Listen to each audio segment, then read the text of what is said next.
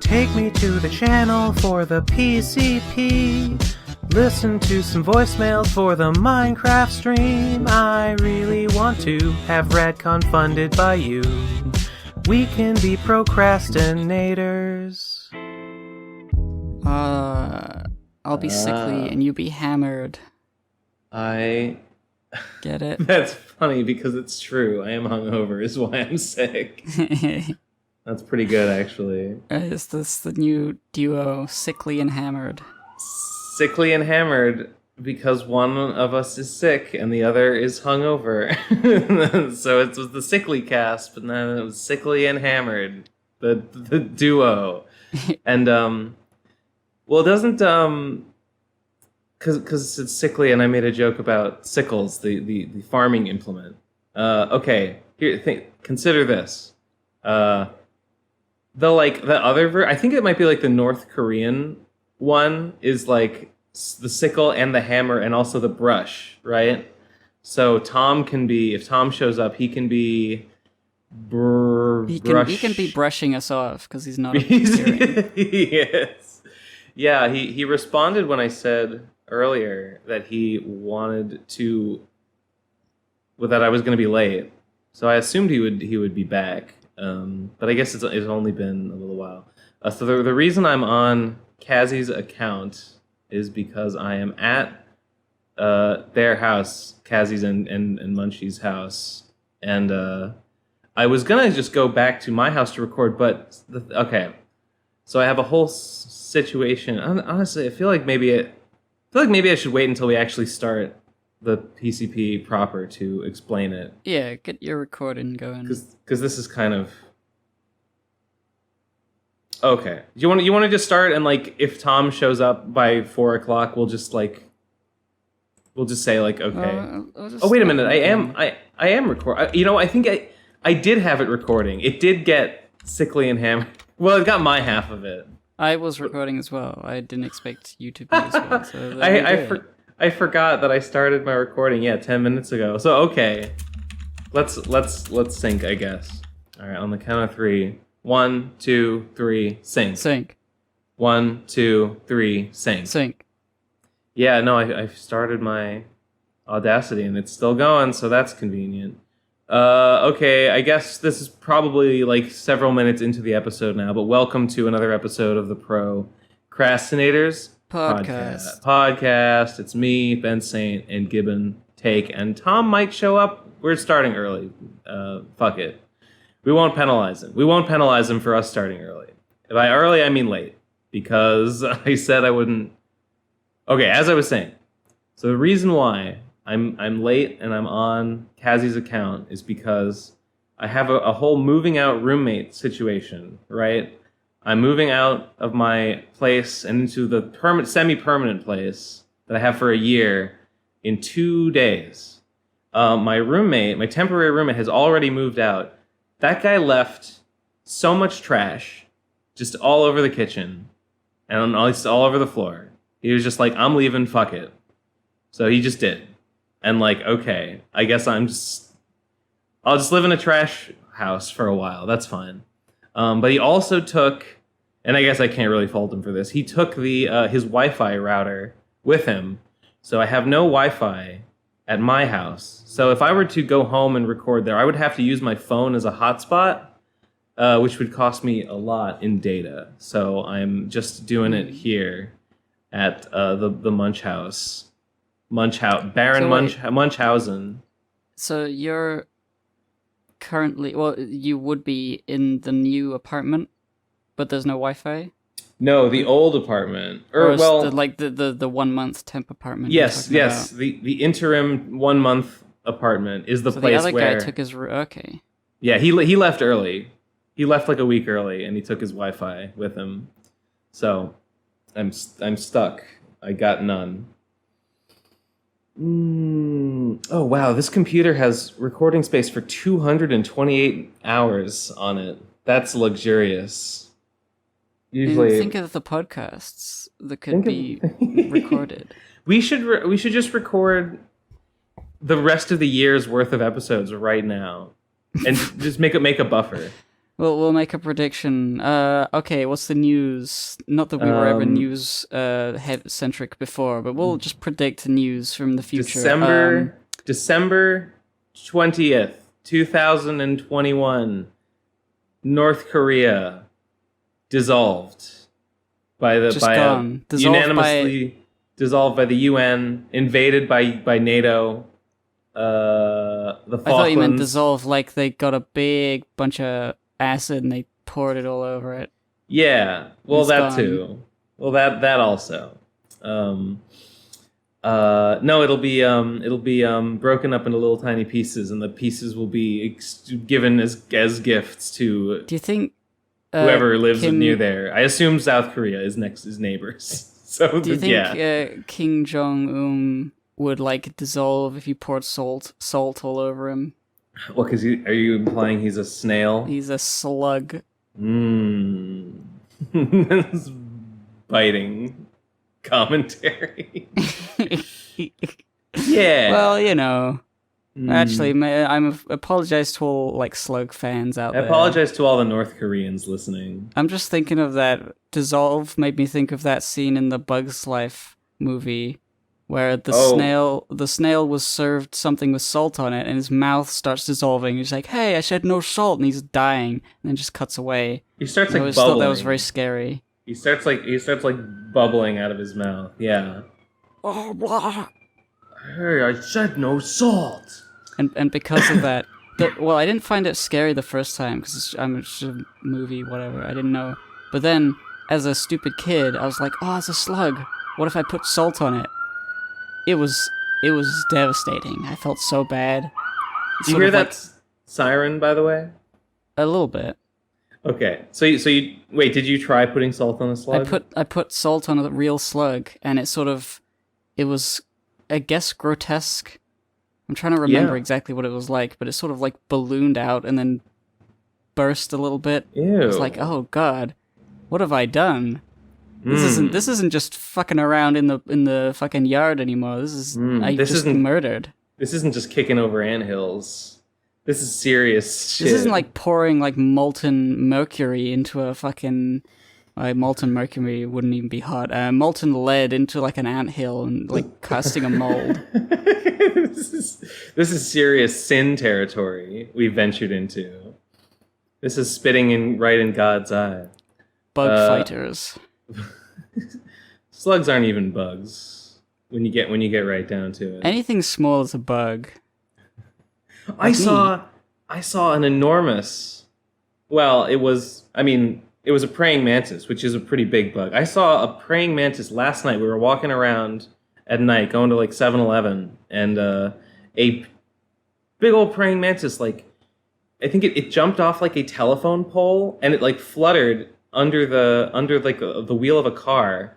And then I thought it was a bird at first because its like wings were so big, it almost like looked bird-sized in the darkness. And I was like, "Whoa, what was that?" I think it was a huge bug. And I went and I looked at the wheel, and it like crawled out from under the wheel well and like crawled up the side of the car, and we were like, "Whoa, bug!" That do be feeling when you get the bug big. If only this were Animal Crossing, I could have made like several thousand bells from this discovery, but alas, it was worthless. Oh, you know what I did yesterday? I did something cool. I did something I've never done before. I'm saying it's your mother. I hope not distracting you from the podcast, son. You gotta clean up your toys in the living room. Stop. Who's this? Who's that? Your Tonka truck and your Fisher Price. It's your mother. You gotta go to church tomorrow. Get fucking ready to go to church. That was no one. Oh. It sounded like someone. No, it wasn't who you're thinking it is. Of course it wasn't. Yes, it was Munchie. For playing. Dude, write that down. Munchie's on this episode of the Procrastinate. Put it in the title. Everyone will come back. Eleazar, you better put a little Munchie on the. You better put a little Munchie on the tombstone there and have it blink a little bit. You better do it.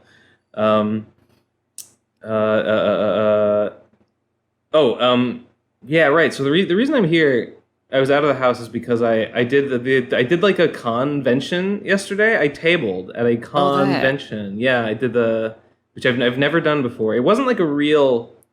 Well, it was pretty much a real thing. It was they have like every year they used to do a thing called MICE, stands for the Massachusetts Institute of something or other. Massachusetts Independent Comics Expo. I went 2 years ago and like I met Abby Howard, and then I lost my phone, so I lost the picture that I got together with Abby Howard, so that's depressing. Abby Howard was not there. There weren't as many. It wasn't like as big an event. I saw on Twitter Chuck and Smirk went. You know that guy, the cool guy with the comics that are funny. I saw him tweet that he was like a tweet that implied he was going to go, but I mean I don't know what he looks like, so I might have like not even noticed. Well, he draws himself all the time. He's got the little horns. Oh yeah, I didn't see anyone with little horns, so unfortunately, so he might have been there, and I don't know. I don't think he was tabling. I looked over the attendee list and I didn't see anyone named Beanie Tuesday. Shit, maybe he was there, but he was like listed under his real name and I just didn't know. It's possible. Dang. Maybe he was like the weirdo next to me. So I did so this year they did mini mice, they called it, and it was like an outdoor thing. And it happened to be in what was essentially a parking lot, but it was like a parking lot that it had these like temporary like walls sort of built around it.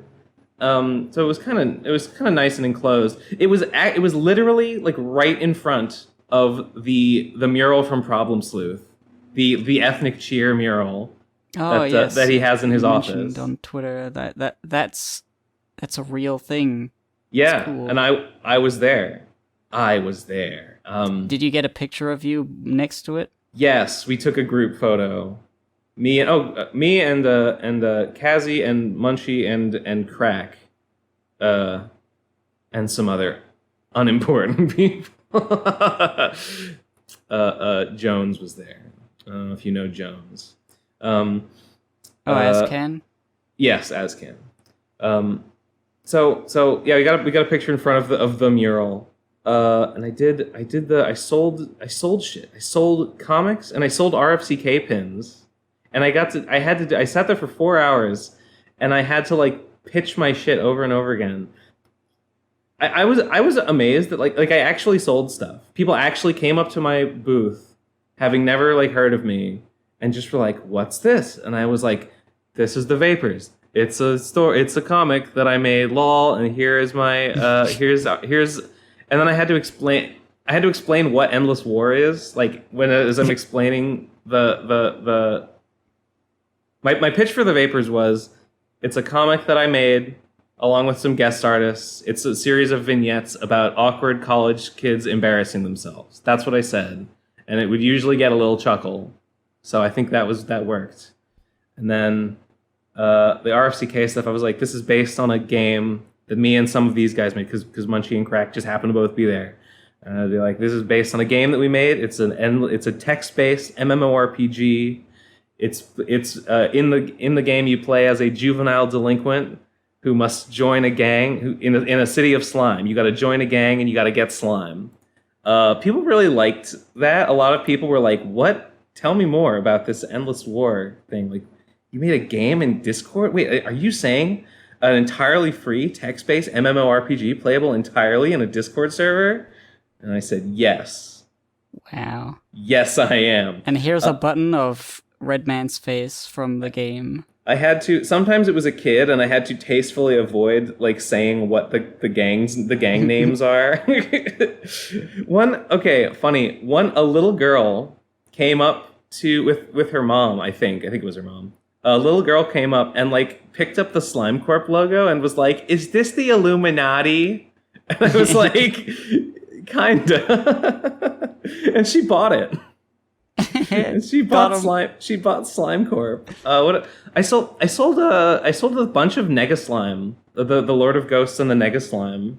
That one like That one and Pizza Chan actually were the ones that I sold the most of. I sold a couple. I think I sold one or two. I think I sold one Rowdy pin, Rowdy Fuckers pin. These two kids, these boys, like ran up and like they picked up slime coin and they were like, "Oh, I want this. Oh, I want this." And the dad was like, "Okay," and he just bought the kids 2 slime coin. Like, yeah, like the big like medallion thing. Yeah, That's the challenge. cool. The I mean, challenge it looks coin. great. It does look great.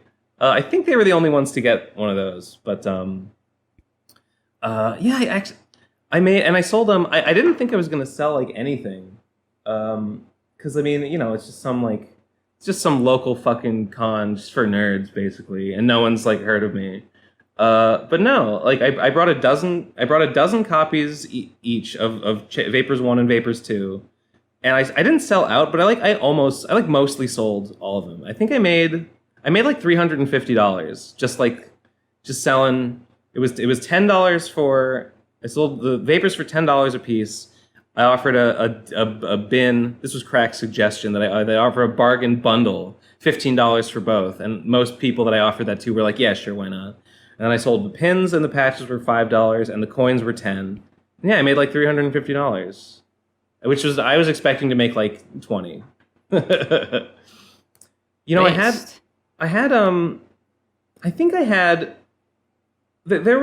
There were a few names there that were like kind of big. What was the one? There was a guy like across from me. His Joe name started Biden. his name started with an E. He was kind of legit. I didn't really look at his stuff, but most of the other tables that I saw were small. They were small timers, and they mostly had like zines. Like most of their comics were not like perfect bound and like printed by like a real printer like mine was. So I think I had like fairly upscaled merchandise for the venue. So I didn't feel like other places were charging like $5 or less for their comics, but they were mostly like much smaller and like not as like professional looking.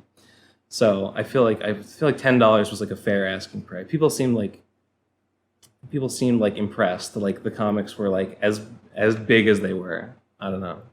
Everyone else had dog shit. Everyone else was bullshit. I was What's the king. printing cost of like the Vapors 1? It was like I think because I got like a bulk order of 500, I think it cost maybe like $250 to print a piece, and then it was some more to ship. So it probably came out to maybe like $350 to get them made. So Yeah. So like that's an it's- upfront cost, but it was paid for by Kickstarter. I guess if you don't have like a Kickstarter campaign and you're just like investing money into your comic, you don't want to go too high. Yeah, just like printing them and getting them shipped to me, I think was like 1,800 or something. So, and then like Crazy. yeah, and then it was like envelopes but doing the run of 500 saved money per copy, so it raised my what do you call it, my profit margins, assuming you move product in bulk. I'm almost out of Vapors 1. I literally have like 10 copies of it left, like period. So if I were gonna do another con or something, I would actually have to like get more printed because I'm out. I just don't have any more. Actually, sneakily, I had some Vapors 1 copies because when I did the Kickstarter, I did the stretch goal to like get the cardstock cover.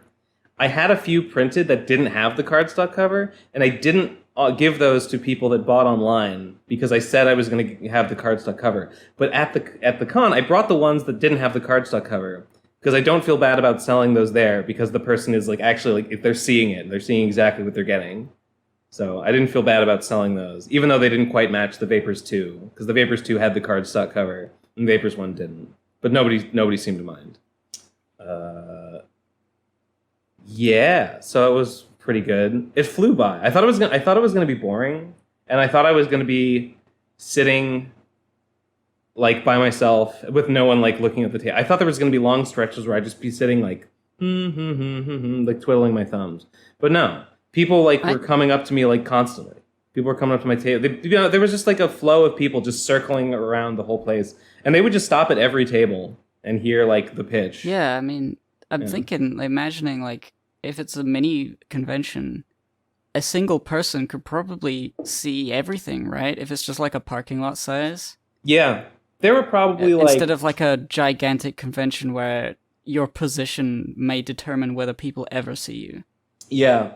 That at the old Mice, the one that was inside of I think it was one of like some Tufts campus. It was on like a university building in Porter Square. It was like 2 floors, and there would be like the ground floor level, and you would walk around and there were tables, and then you would go down hallways, and in the rooms in the hallways there would be like a big room full of tables, and then you would go downstairs to like a basement floor, and then that was just one big like room with like tables all around. So yeah, there were definitely a lot more vendors at the old one. I guess that's why they called it Mini Mice. But yeah, I didn't have to pay anything to table. I literally just sent them an email. They were like, "We're open for applications," and I just sent them an email, and they said like, "Attach your comics to the email," and I did, and they were like, "Okay, you have a table." Congratulations. I would like to do such a thing. It sounds was fun. It was better than I expected. I thought it was going to be kind of a nightmare.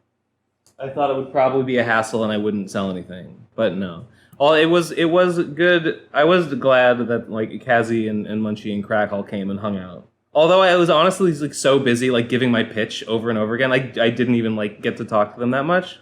But like it was okay. They were I think they had a good time. Oh, I had a funny story. There was the lady next to me. The lady next to me was like, we were setting up, and she asked the person, not me, but the person on her other side. She was like, "Hi, I'm Liz.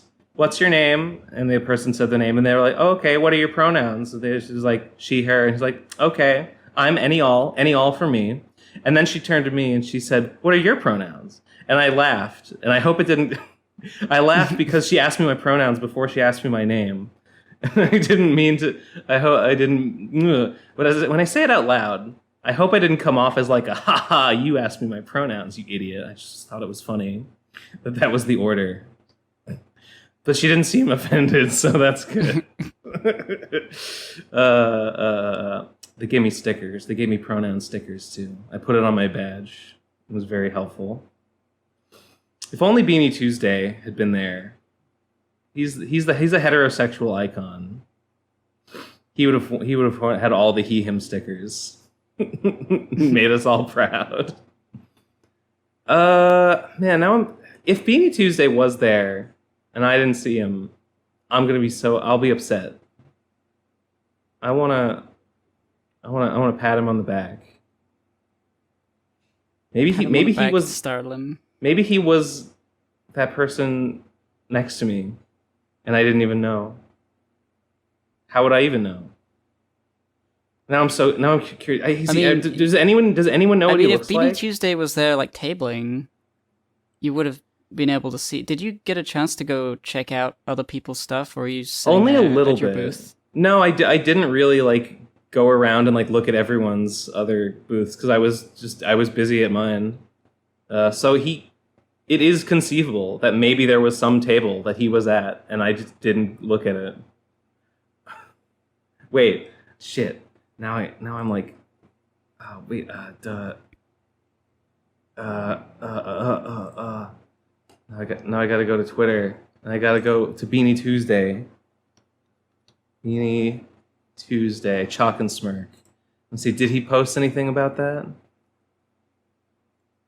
No.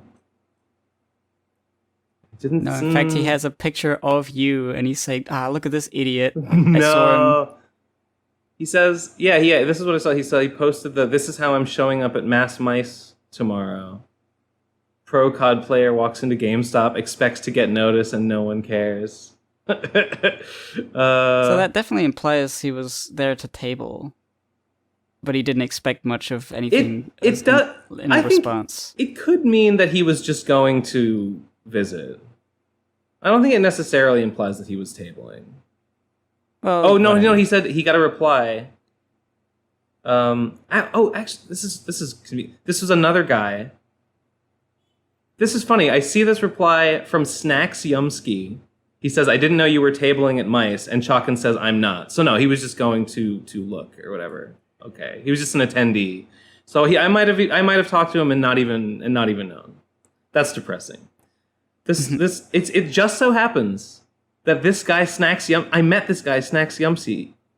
Munchie like shouted at him on the way to meet me at the place because he was wearing a shirt that Munchie liked.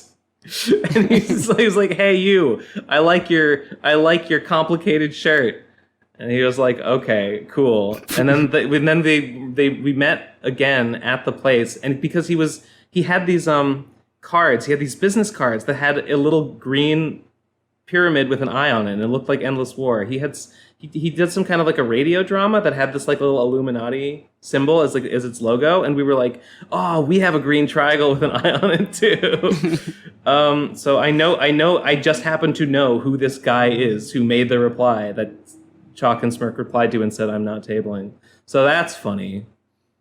And then just by coincidence, that guy left. This is just weird. That guy left, and then we stayed for a while longer. And then when it was over, we packed our stuff up, and we were leaving. And we got on the bus, and we were going back to this house. And like when we were almost here, we just saw that guy again, just sitting through the bus window. We just passed him sitting on a bench. We were like, "Oh my god, it's that same guy." What the fuck? There's only one person other than you and Munchie and Kazi and the others. There's just one guy going around buying everything. Listen, I don't think it's just because it was in a completely different place. It was just like it wasn't like he was just was still outside. He had left the venue and gone somewhere entirely other, and we just to sit on a bench. And there he was. Oh my god!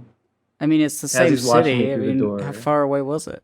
It's a big city, Gib. Right. It's likely. I'm talking about when we saw that guy on the bench. As he's making a face at me. I can't hear them. Max. Snacks Yumski. They didn't finish the sentence. It's a big city, Gib. It's not. You don't just. It's not some hovel. Exclamation point go to and it Yeah. instantly travels somewhere. And there's like only two other people in the district with you, and you're all fishing together. No, it's a big city. It's not some hamlet where everybody knows each other. This isn't Cheers. Whatever. Wacky stuff. Shit. Well, that's my whole week. That's all I did this week. I've got nothing else to say. That's pretty cool though. It's more than I did. I made $350. Oh! I'm amazed. Wow. I'm blown away. I literally thought I was going to sell like 2 copies. I was going to sell 2 pity copies. But yeah, I guess I had a bit of a moment this week. Or I had a continual moment that started it's an unending moment of bad feelings. Oh. I don't want to talk about the bad feelings too much. I do want to talk about that one moment I had where I felt okay for a little bit. And it was cool. I went outside and I went for a walk because the sun was setting and I felt like I had wasted my entire day being inside, and it was like, that was a lovely day. I just watched leave. I just watched it go, and I was like, no, even if it's cold, even if it gets dark like really soon, I gotta do something. Otherwise I'm just gonna jump off a bridge. So I gotta go out there. And I went out and I didn't bring my phone, and I couldn't take pictures of all the cool, nice things I was looking at, so I had to just look at them instead. And that was way better, I realize. Like Just- the process of like getting your phone out when you see like, oh, it's a baby duck. Oh, cool. Get your phone out. Try and get a good shot of the baby duck. And you fail to get a good shot because it's like kind of dark. I was like, oh, well, whatever. The moment is soured because of the failure to get a picture, but if you don't even have a phone, you can just appreciate the little baby duck that you saw. And that's how I was feeling. I was walking around, I saw a baby duck, I saw the sky was blue, and then it was turning the colors, you know how sunsets work. Mm-hmm. And it was twilight hour. It was like that exact time of day. Everybody was sort of leaving My the Little park. Pony. Yeah, from My Little Pony. Yeah, I've heard about this. And it was I stood in a big old field, and I heard the wind rustle through the trees, and there was hardly anyone around. It was getting dark, and it just sort of felt great.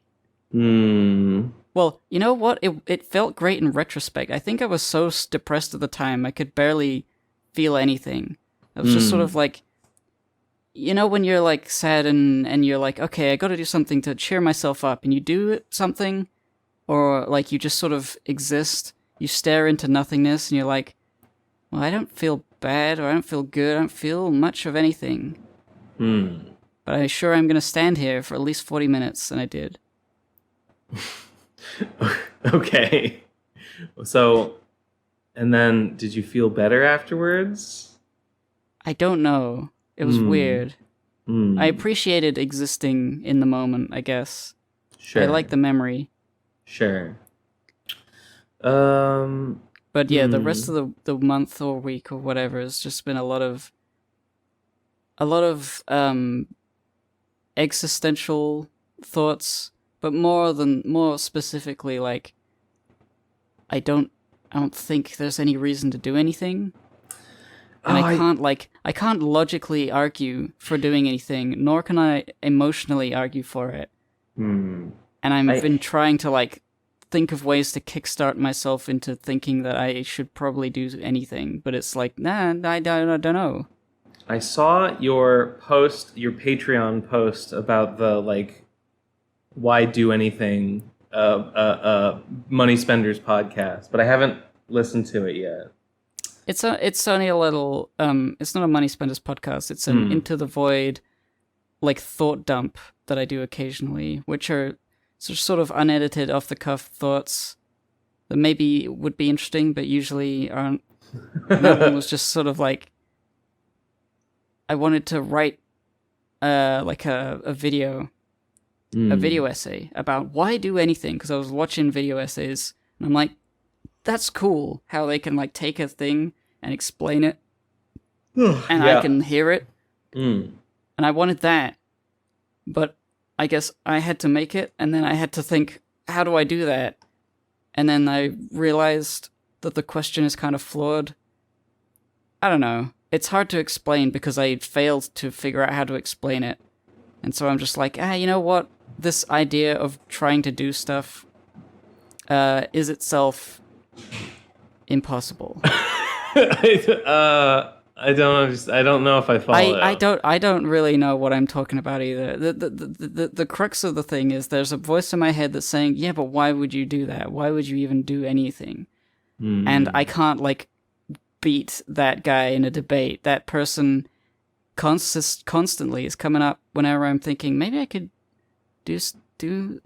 maybe I should, or maybe I could do something, and then they're like, yeah, but why though? You don't even know why you should do anything. You can't even answer that question. And I'm like, damn.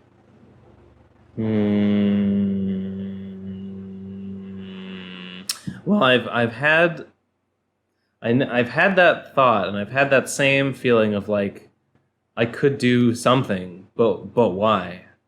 But why? Yeah. So I know what you're talking about. I think, okay, I don't know if this is like, I don't know if this is like healthy or good, but in the past, when I have done things, it has been because I feel like it's not like, okay, I don't feel like, I think what if I did this? Okay, maybe I'll just try and do it and just see what happens. I feel like I must do it. I have to do it. I have no choice. This is how I feel. Oh, I guess the other thing I was doing this week is I have really been getting a lot done on Phantom's Revenge, and I had hoped maybe to have it done this month, but that's definitely not happening. But it's getting pretty close to done. And when I work on that, I feel like there's so much work to do. Like, I've worked so hard on this, and I have so much more work ahead of me, and it's so demanding, and it's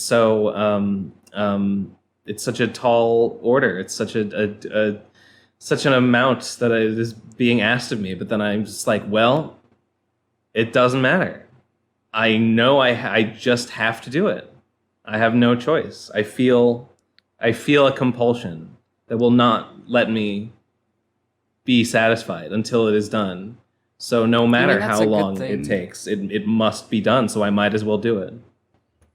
I don't know how to get that. I feel like... I mean, I don't always feel like that, but this project in particular makes me feel like that. But like sometimes I have that as well. Like, I've got to get this thing done. Mm-hmm. But I think the things I'm attribute like I've been streaming recently, just video games, and it's been kind of fun. And I think that is where I've latched onto, I've got to do this because I said I would, instead of the far more difficult, time-consuming, creatively draining, but also like way more fulfilling stuff of like creating comics and working on the stuff relating to all that. Mm-hmm. And I keep thinking, yeah, but what if like there's layers to this evil demon that says why. The why demon. He asks why, and I'm like, well, it doesn't matter why, I'm just gonna do it. Like, if I punch through that hole, he's like, well, you could fuck up, and it would be really embarrassing and terrible if and think of all the reasons that you suck. And I'm like, oh no, this ammunition used against me. It's very powerful. It's super effective, you might say, just like Pokemon. Now I understand. So like I'm taking damage from that, and I'm like, a lot of the time, like the way to like just stop feeling bad is to get something done, and I know that, but instead, I got something unsubstantial, unimportant. Yeah. I got something unimportant done, like a Super Mario stream. I played Super Mario 1, and that was fun until I got stuck and I was tired and I couldn't beat World 8. And I was like, I'll do another stream to finish it later. And I was saying during the stream, you know what? Wouldn't it be fun if I like beat every Mario game one after the other? That'd be cool. By like a bunch of streams, I'm like making big promises about streams I would do, even though a very small amount of people care about those, and I don't even care about them because I'm not like entertaining enough, I feel, to be like a good streamer. Even though people find value in it, it's like I feel like I'm using that as like to let the pressure out of the valve that's building up when I'm not doing anything. And then other than that, when I realize that that's what I'm doing, I'm like, oh god, I'm focusing on doing these streams instead of focusing on doing the stuff that's good, or better, at least. Then I feel really bad, and that's when I go all catatonic, and I get all, I don't know, like, hollow, and like static dark noise music plays in my head that doesn't exist. You know what I mean? Like the sort of like doomer anthem that I've never heard before, but I know what it sounds like. Which is just like a low rumble and like crackling and like screaming banshees in the distance. And I just feel that vibe. And then I lie on the floor. And that's it. And it sucks. I can't even cry. I wish I was like emotional, but it's not even that. That sounds like depression. That is my dog. Depression. Yeah. I mean, I'm not one to self-diagnose, but it certainly sucks. Hmm. Well, I have felt that way before. So insecure. That's true. No, I mostly don't understand. I don't know if I have the Doomer Anthem Banshee wailing Well, experience. that was just sort of like a way a metaphor. I feel. Yeah. Like, when my imagination goes, I'm like, God, there's like such a large, like a screaming, but I'm not screaming, you know? Like, I could imagine the sound my mind would make if it were a song that other people could listen to. But my face is totally blank. I'm completely motionless. It's like that Wojak with like the black scribbles all over it. Yeah. Oh yeah. Oh, I know. I know that one. So and then occasionally, very occasionally, I will draw like a little sad skeleton comic and post that on Twitter. Oh, the one where he's looking into the puddle. Yeah, the little puddle one. Please validate my existence studios, little guy. Yes. And things relating to that. That's vent stuff. And that sometimes gets me out of it, actually. Maybe I should do more of that. Sometimes maybe you should do more of that. When I come up with like a doomer like vent comic that is like it's sort of the absurd and like stupid in a way that actually makes me laugh and makes me feel better. So I should probably do that. There's so many things I feel like I must be doing with my time. And every time I'm not doing them, it's the worst feeling, which is no feeling. It feels bad, and then I end up feeling nothing. People keep asking me to do other things. People keep asking me, like, Ben, please make more Winnie the Pooh videos. Ben, please make Sonichu 103. Ben, please make another Nuzlocke. Please make Champion Chapter 2. Please make please make stop Vapors peddling 4. your toddler leftist beliefs. Your toddler leftist beliefs. Yeah, that's a big one. People ask me that a lot. And I have to, but it's kind of a relief. It's kind of a relief that I have Phantom's Revenge. Phantom's Revenge is my rock in these hard times, because they don't know what they want. I am the artist.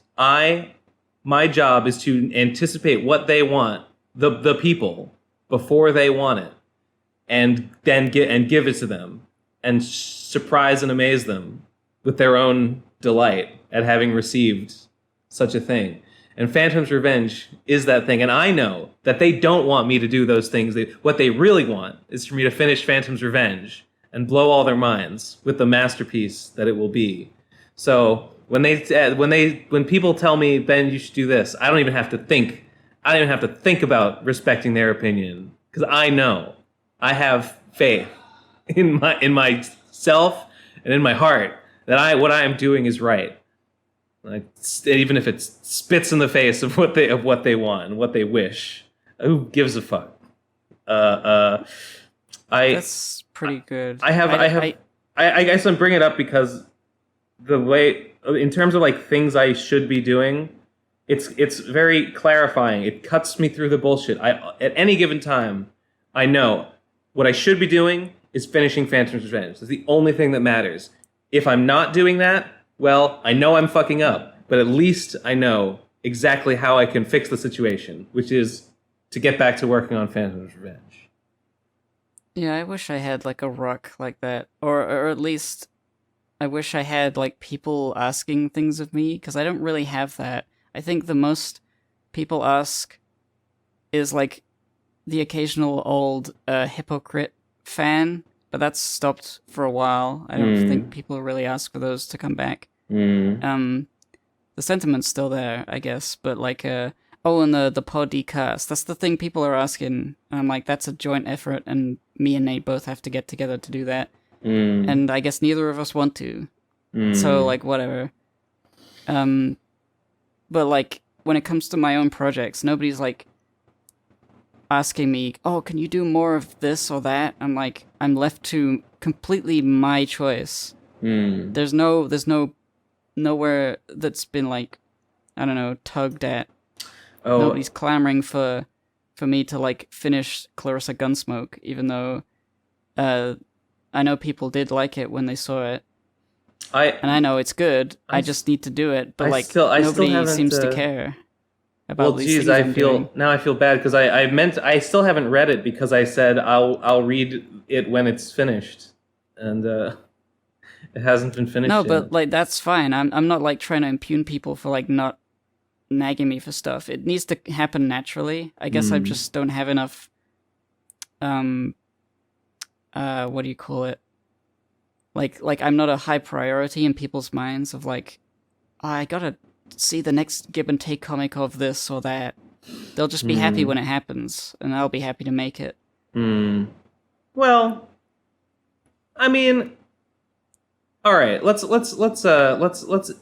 interrogate that thought for a second. I mean, no comic, even like the most famous comic artist or whatever, isn't like a high priority in anyone's mind. Like nobody is like waking up and being like, oh man, I wish the next issue of Brian Lee O'Malley's Snot Girl was out now, and like I need to go and like the first order of business is go and like ask him when it's coming out, right? Sure, I don't mean like priority as in like some individual person's most important thing, but like I don't feel like I'm enough of, or at least my work is not of enough of a priority high up on anyone's priority list for them to like decide to ask me about my comics. Do you know what I mean?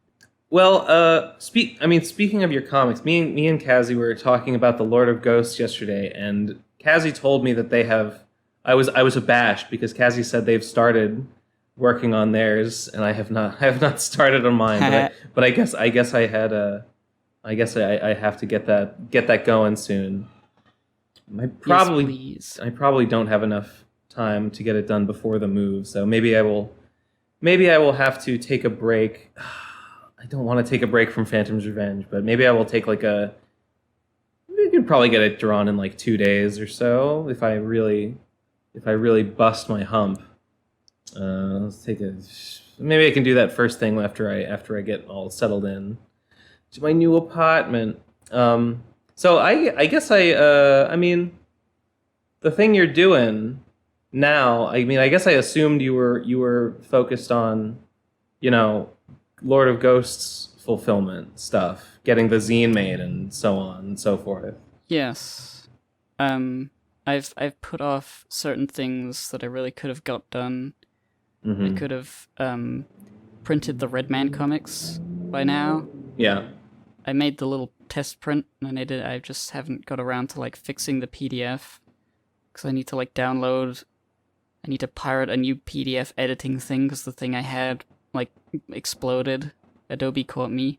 So I have to do that bullshit again. I just haven't felt like it. And then the Lord of Ghosts plush sample is here. I could order the rest.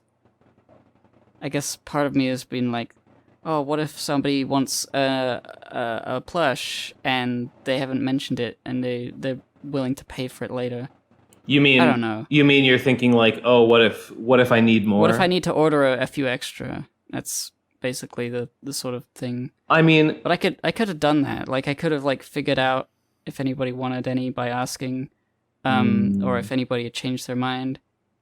I don't know. I could have done like graphs and management for the Lord of Ghosts. Kickstarter backer reward tier stuff, and I just haven't. If I were you, this is just my practical 2 cents. Is I would plan to have some extra because like probably there will be people in the future who would be like, do you still have any more of those plushes? Can I get one?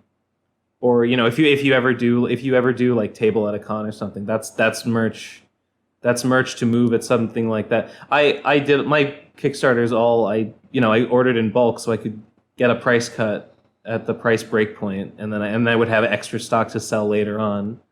I'm always planning. I'm always planning for the future. Yeah, I guess I just buy a few extra. I did make a little over what I needed in the Kickstarter. Yeah. So yeah. Those are gonna take a while to get made anyway, so I should order them as soon as possible. Yeah.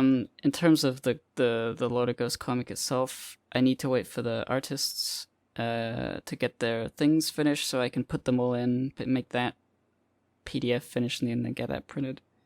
And I have the pins already, which is good. Mm-hmm. And then after that, it's a simple making 100 billion like signatures and doodling on some of the copies, and then getting all the packaging and the logistics and sending them out. Oh man, speaking about the Lord of Ghosts, I just want to yesterday, so I was tabling and I was talking about the pins. I was explaining Endless War, and sometimes people would be like, "Oh, what's this? What's this?" They would pick up a pin and be like, "What's this?" And like, yeah, I sold all three of. I just brought like a couple of each pin because I assumed like no one was going to be buying like a ton of any one thing, and I was right. But I sold all three of the Lord of Ghosts Nega Slime pins that I brought, and people asked like, "Oh, this is cute. What is this?" And I had to be like, I had to explain the lore of like, why did the Lord of Ghosts summon the Nega Slime? What was the Nega Paws? And it was. Did you really need to do that? Yeah, several times. Like I had asked, and like this is the only way I can explain it. I have to take like a whole. But like telling the story. I think twice I had to go through the whole like. Yeah, so the leader of the cop killers and the leader of the rowdy fuckers, they had a mayoral election, but the Lord of Ghosts, who is a stay dead, which, by the way, is someone who decides not to revive when they get killed in gang violence, the Lord of Ghosts, he ran as a spoiler candidate, and he won the pity vote, so he actually got elected, and and it was basically that scene from Ghostbusters 2, both times I explained it, like, the people that were asking, like, they were, like, laughing and stuff. They were, like, chuckling as they were having a good reaction to hearing like the whole narrative like condensed, just how fucking absurd it was. And I was just like, I don't know. I was like, man, that sure was a weird time in history. Yeah. It still makes a good story, I guess. Yeah, people really like that Smearg pin. That and one old guy, he came up and he just like picked up Levy Jevy, and he was just like, I don't think he even wanted to know what it was, but I think he asked me like, what's the, and I explained what a stay dead was, and he was like, hell yeah, oh you god. You need to clean up your toys. Oh your my Hot God. Wheels are all over the living room floor. You're right. You better clean them up or you're grounded. You're right, Dad. I stepped on your Hot Wheel, it hurt my footy. That's funny, Dad, I'm I have sorry. a ouchie on my toe now, Benjamin, because of your Hot Wheels. Oh, he's recording one of his podcasts for the internet. I don't care, he's gotta do his part in the Stop household. fighting, Mom and Dad, Leave him stop alone. fighting! This is why I Fuck you, cheated bitch. on you with Jeremy. No! With He's Jeremy, I gotta do cheated his on part in this household. He's gotta get a job. I don't care if he's 5 years old. No, I step but- on his But fucking he's Hot making Wheel. internet money. He's making internet money, Randall. He's not making shit. It's all going to weed. No, it's not true. I'm straight edge, Mom and Dad. I'm a pro gamer. Good luck on your podcast. Why, Thank- son? Have a good thank- podcast. I love you, son. Thanks, don't get divorced, please. They're getting divorced. Mom and Dad sure are our characters. Man, they're not even my real mom and dad. I don't have to listen to them. What were we talking about?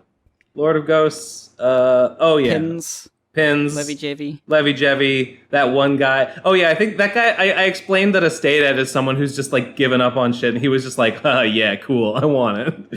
Like, nice. Oh man, It was really weird. I said this before, but it was just so weird having like a little kid be like, "What's Slime Corp? Like, what's a cop killer?" I was like, well, let me try to explain without using any F words. What a delight! What a treat. Up there in the server. Well, actually, I don't. This was my okay. Eventually.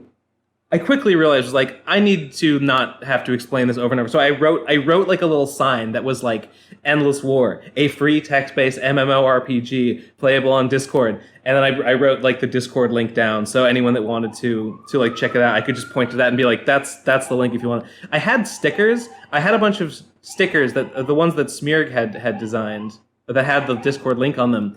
And like anyone that bought a pin, I was like, here, take the sticker. It's if you want to check the game out, it's got the link on it there.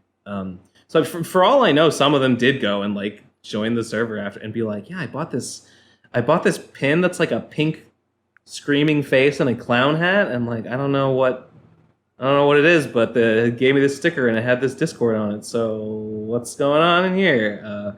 I wonder. I used to go around and stick those stickers just on like walls and on like posts and stuff. And I think one or two people did just like join the server just based on seeing like stickers around, which is pretty funny. I really like the meme of it just being an actual URL but printed in like, it's not a special URL where it's actually a name like a company or a brand. It's just like a Discord URL with random numbers and letters. Yeah,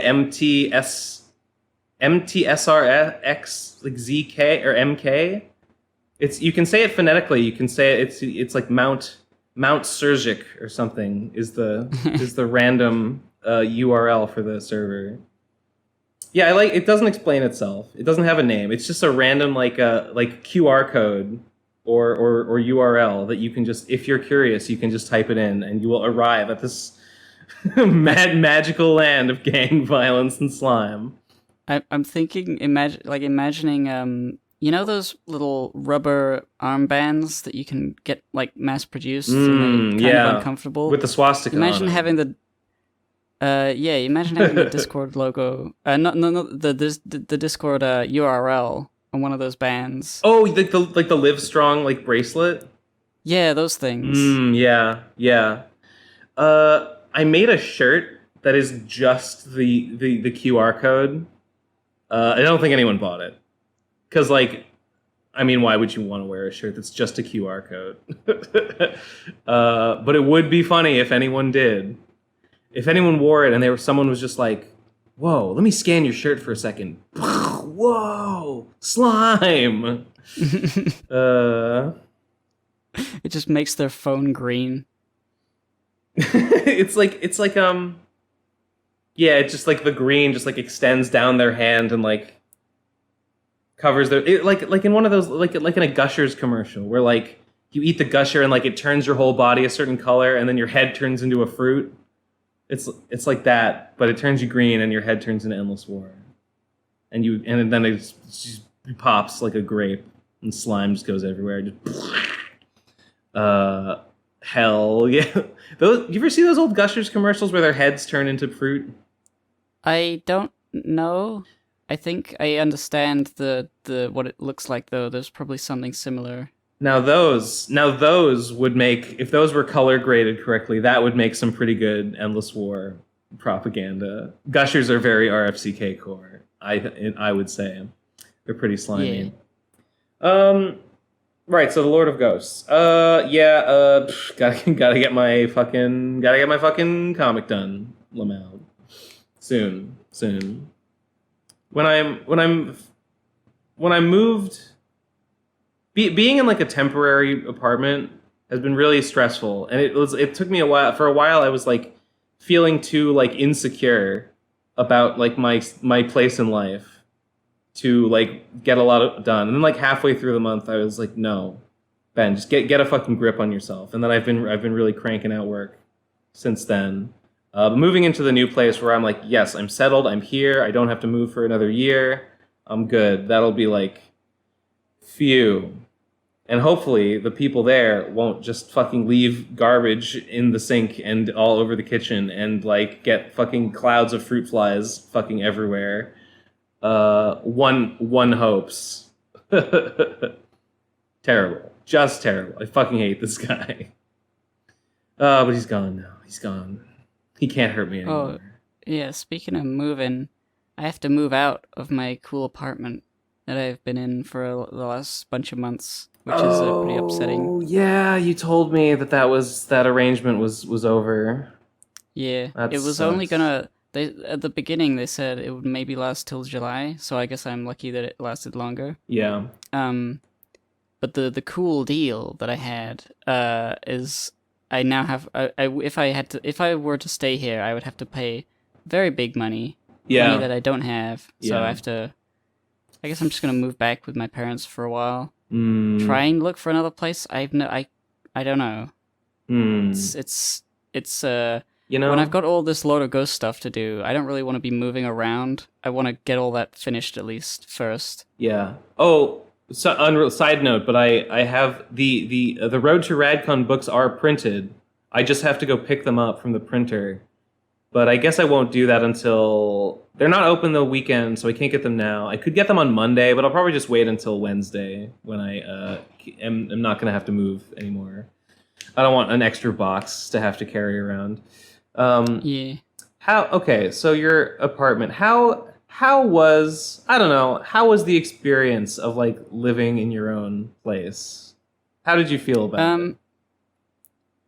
Aside from feeling sick quite often, it was great. Mm. I like the cooking ability, because it's always been possible to cook at home, but like Dad always cooks Yeah. a lot. He's like got the fridge filled with like future ingredients. It's like difficult to like plan around him. Yeah. I'm gonna try anyway, because like I've learned a lot of cooking things. I've tried to learn lots of different recipes, and I feel like I can do it now. I can cook things. I can have a bunch of stuff in the fridge, ingredients, and be like, okay, I can put something together, and I can actually make it work without really needing a recipe, which is pretty cool. Because I know some basics. I know how to cook an onion till it's soft. And I'm like, that's that. Then I finished. The onion's done. Now I put something else on it. What? Put a can of tomatoes. Spread on some it. peanut Shut butter up. on it. No, not Okay. peanut. Why would you do that? Well, don't maybe it know. could work. Who knows? You experiment. You cook an onion but until yeah, it's soft. You know what? I laugh, but I've seen that the Townsend video of him. They used to just bake onion. You could just bake an onion in the oven and then eat it, and apparently it's good. I mean, it's a thing you eat, so at some point it'll be good. I mean, I've never eaten just an onion. Apparently, you can do it, but that's not even. But like, that's not even what what I mean you're is talking like for basics, Yeah. because like before I know how to cook, you follow a recipe and the numbers. about. Mhm. They're like, oh, you do it for 10 minutes, and you do this for 2 minutes, and you turn it over after 4 minutes, and I don't really have a sense of like when something is about to be burnt or whether it's good or whether it's undercooked. Mhm. I just follow the numbers, but now I kind of get an intuition. I intuitively understand when something is like, that's done. I think I can see a lot of things when they're done. Not so much in the oven, because I didn't have an oven. It was mostly frying and boiling and stuff. Whatever, I can cook now, whatever. If my new kitchen, I would be very upset if my new kitchen doesn't have an oven, because how else can I cook my delicious frozen fried chicken wings that I buy in bulk from Costco? That's my new dietary staple. I love that shit. When I discuss, Yeah, the cooking's been good. The independence. Well, it's not so much just the independence, but the ability to like dress how I want. I've been trying on some more feminine clothing, and it's not embarrassing because I don't have to worry about people seeing me. Yeah. And I've sort of built up some courage to go outside in a bit more feminine clothing. Haven't gone out in a skirt yet. Do you? Not really ready for that, but I have gone out in leggings and stuff. Do you? Would you? I mean, I guess at your parents' place or where you're at now, are you near like a city, like a center of? Do you like walk to like the store? Do you like walk down the street and like go buy I walk stuff? down the street to the high street to get food and groceries. Yeah. Okay. Yeah. Okay. I was just wondering. I was just wondering if like you're in like a place where you're like going out and walking around people. Yeah. I mean, when I go to get groceries, it's quite a busy street, and the only other time I really go out is to like walk in the nearby park, and there's always a bunch of people there, so it's like it's a nice park. I don't go on enough walks. Walks are based. Yeah. I used to justify walks like, oh, I need to walk more, but I don't want to. But I could play Pokemon Go. Yeah. And as soon as Pokemon Go stopped being interesting, I stopped going on walks. So that was a stupid idea. Yeah. But it did make me realize the walks could be fun.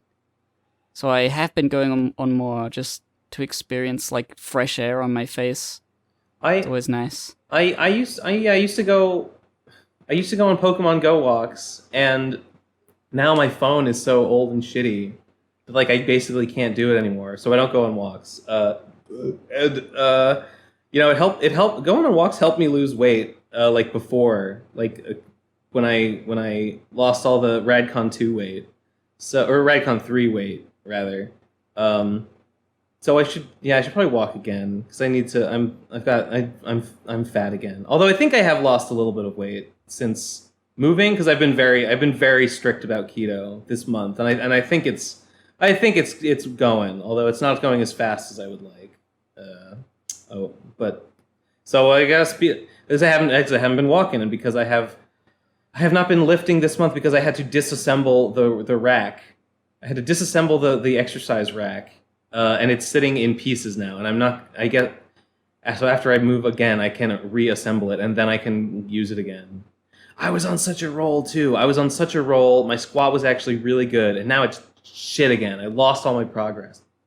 You just gotta find heavy things and pick them up and put them down. No, you have to do the one way. You only do the one thing. You put the bar on your back and you bend your knees. Like a crumbly old building. You pick up a brick and put it down again, over and over.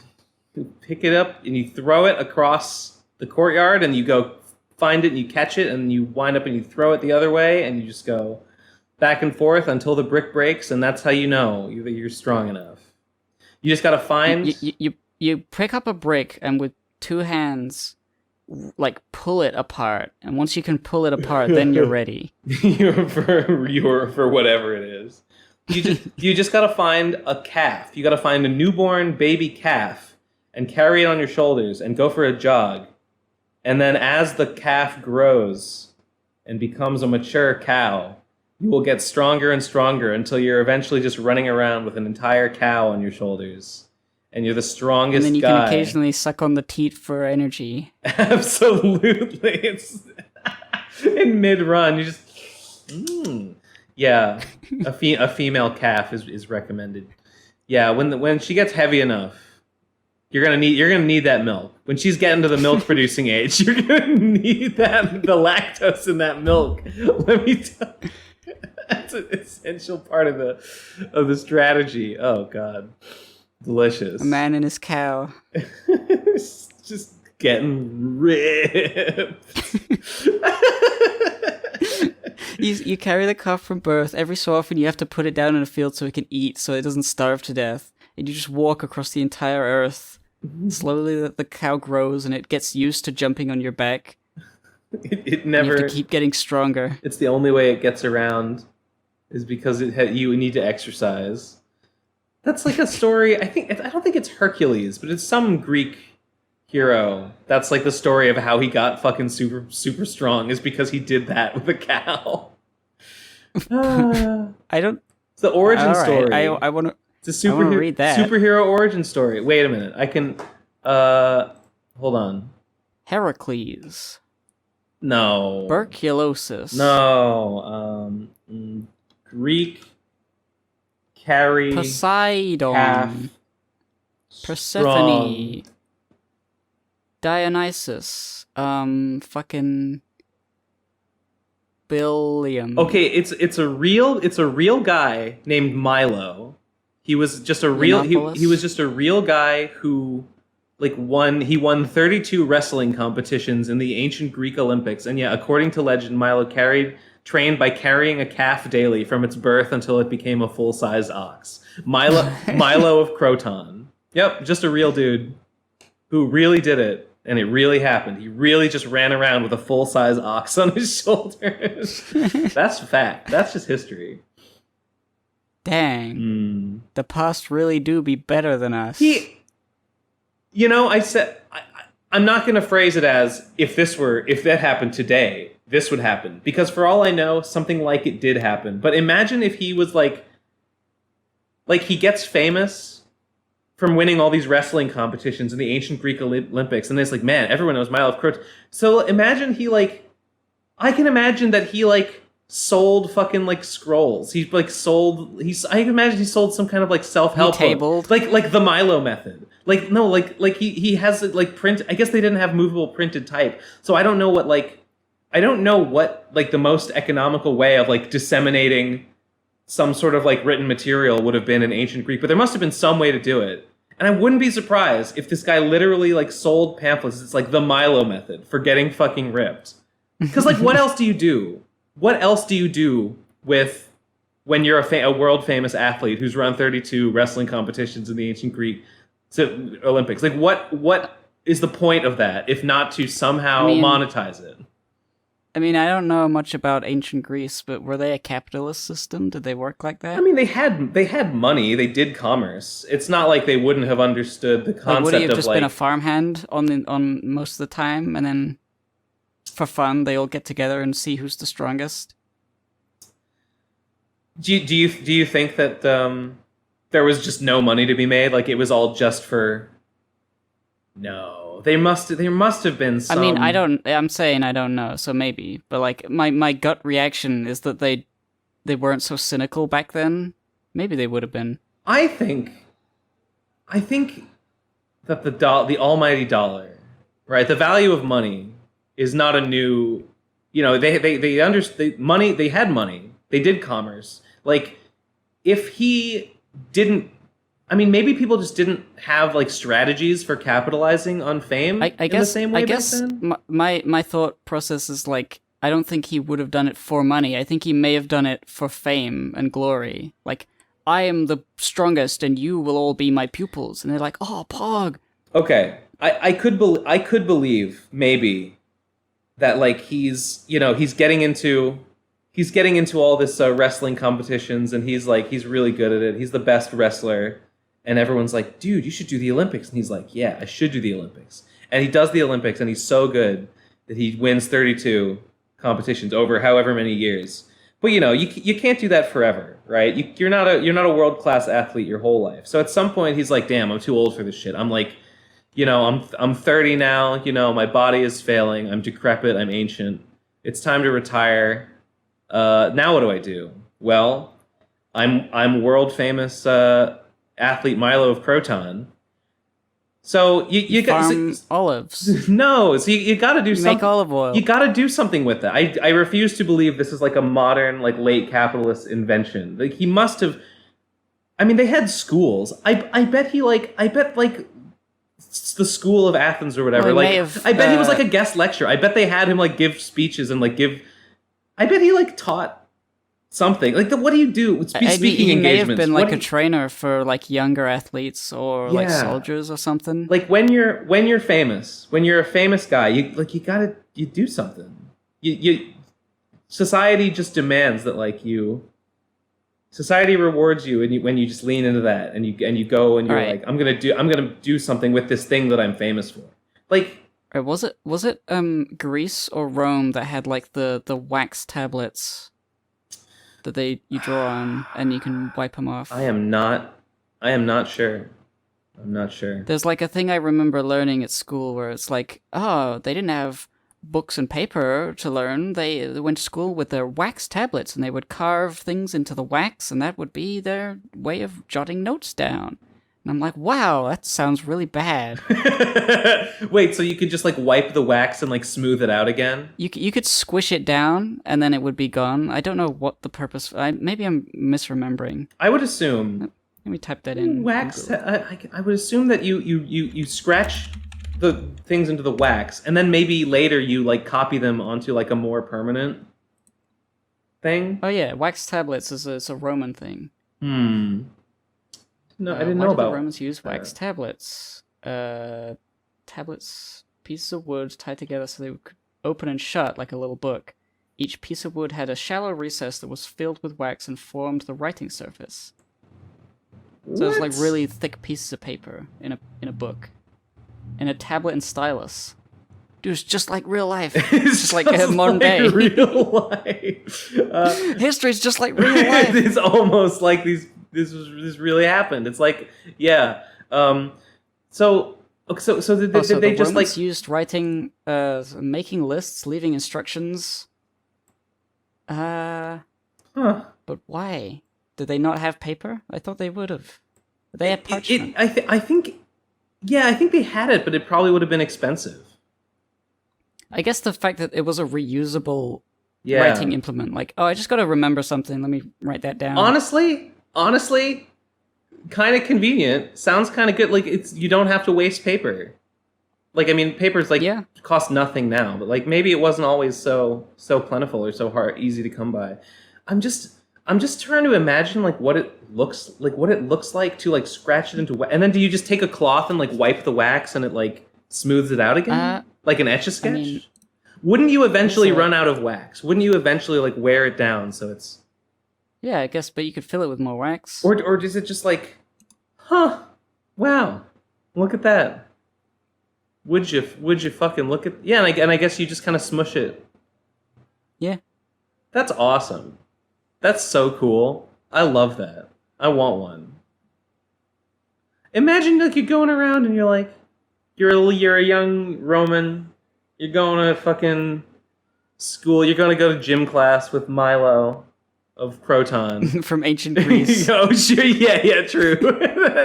and then you're just like, and some your friend's like, hey, check this out. And he's like, I draws a penis. I scratched a little picture of Mr. of Croton, like, taking a dump. Haha, he's so smelly. Don't let him see this. Check it. He's like, damn. You gotta rub that out of that wax, dude, before he sees. Like, no, I'm showing everyone. I don't know. That's fucking wild. The more I think about it, the more cool it is. Because, like, the other things, every other writing implement wears down a pencil or a piece of chalk. Yeah. Or, like, a quill with ink. Yeah. And this is, like, it's just the illusion of a line, which is the same with everything else. But the illusion is made by squishing something. I assume you did have to, like, wouldn't the wax, like, get dirty? I feel like the wax would get dirty, and either you would have to like replace it all the time, or hell, maybe it just gets dirty. Maybe it just gets brown and and you're like, whatever. I'm just writing in it. I don't care. This is exciting. This is an exciting thing to see. I love to like. You know, when you find out something from history that's like this, it's fun to think about like. It seems weird, but like imagine just like real like modern day people using it. Like envision like what would it look like? Because people back then were not so different. They were basically the same. They just had different like stuff around to use. So it's no different than if like a modern kids were like carrying around these fucking books of wax. It's like it could happen. I don't know. Maybe there's an alternate history where people were using wax tablets up in like, early America or whatever. I don't know. It's funny. It's cool. History is neat sometimes. Yeah.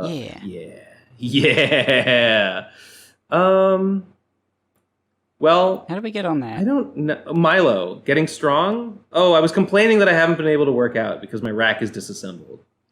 Nice rack. It's a nice rack. I've got a nice rack, you might say, but not at the moment.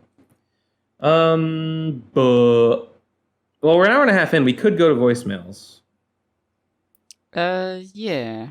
Okay. Yeah, I think I'm all wax tableted out. We've been waxing philosophical about all this stuff for a while now. Dude, maybe that's where that comes from. If God, you're it in a might. philosophy class and you got your wax tablet. You're like, hey, quit. Just teacher goes slaps it out of your head. Quit waxing philosophy, or quit waxing something other than whatever I'm talking Philosophy. about. Yeah, quit waxing other shit. You should be waxing philosophical right now. No, no. I want to draw lewd caricatures of people I don't like. Okay, let's. What's the most ancient lewd? That's a video. Well, it's a video idea. I feel like there's no way that like cave paintings don't have like naked ladies in them. Naked ladies and perhaps depict the act of coitus. Maybe. I feel. I haven't heard of one, so Although maybe all the archaeologists are embarrassed. Although, I mean, I feel like, not that I know a lot of cave paintings, but I feel like they mostly depict people naked anyway. So maybe like they wouldn't have bothered drawing people naked because like they wouldn't have even cared because like everyone's just naked. Yeah, everyone's naked, everyone fucks. It's not really a weird thing. Yeah. It's not really like a ooh hee hee. Ooh. But I feel like Sex, people still though? like it. The what are those fertility statues? Yeah. Little clay figures. That Venus the big, of whatever. The thick little bitches. There's that one, the ancient work of ancient pornography, the like fertility goddess statue. Yeah, I know that one. Oh, I'm well aware. But that was not like cave. That was not like cave painting. That was from like a civilization. Sure. They lived in a society. But I guess like the idea of a fertility statue may not have been like an erotic like sort of thing. It may have just been like a normal like part of like a statue that you would make about anything. I think what I don't know.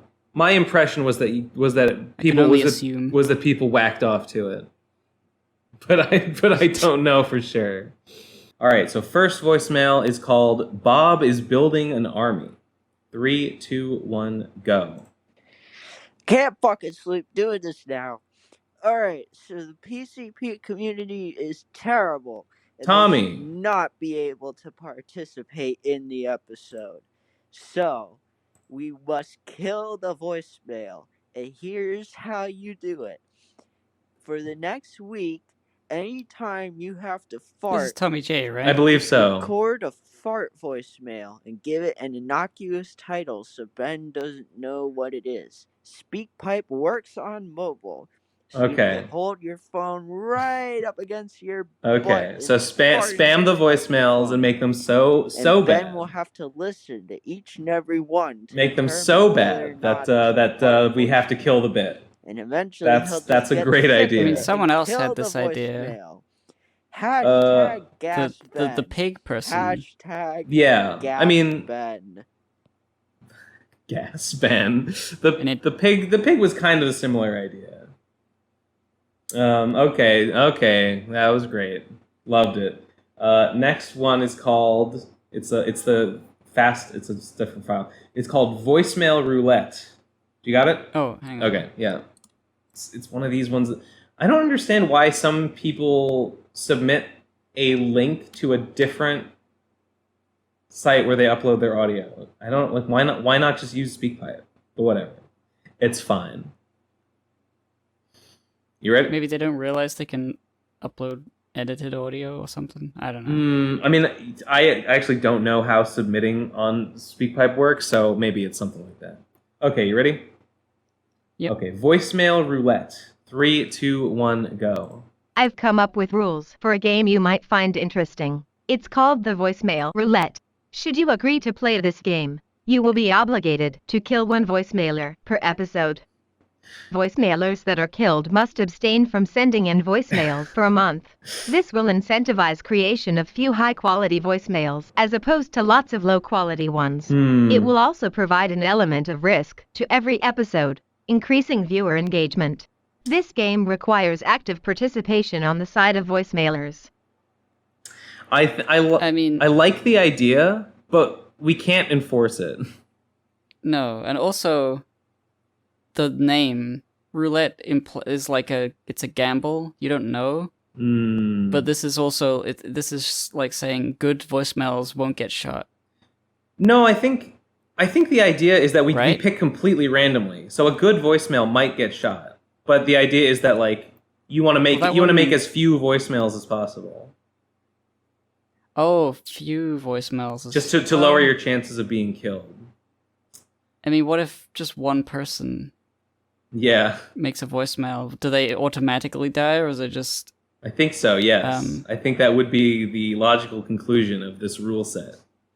Okay, so now it's a game of chicken. Yeah, basically. Everybody will be like, they don't know how many voicemails are put in, and if they put one in, they may be the only one. Yeah, it's like... The act making any voicemail inherently carries some risk of like, is this one going to get me picked and get me killed? Yeah, but we can't enforce it at all. We would have to just expect voicemailers to play along, which I'm sure most of them would. It's a funny idea, but I don't know how practical it is. Next voicemail is called "A Guy Clearly Wearing Kringus Bingus's Skin as a Suit." 3, 2, 1, go. Oh yeah, I look good. I'll never suspect. Hey everybody, Kringus Bingus here. Sorry I haven't made a voicemail in a while. Anyway, the thing that I binged... Fuck, you would say cring. Just roll with it. The thing that I cringed the most recently was moving into a house. It is fucking awful, because first thing you have to do is get rid of the old occupant, and then you have to move in your stuff, and you have to have a body and get rid of the blood. It is a mess. And the thing that I binged the most recently was Odd Taxi. I think that Ben Saint would really like it. Anyways, Kringus Bingus signing out. Yeah, Kringus Bingus. I appreciate the voicemail. And you're absolutely right. Moving is a nightmare. Especially the body. Luckily, I'm gonna have a little more help with the second move, and I mostly have everything from the first move just like still in boxes ready to go. So my second move won't be as bad. The body. I mean, I don't know. I don't have to deal with that. Fortunately, I don't have to deal with any bodies or anything, but.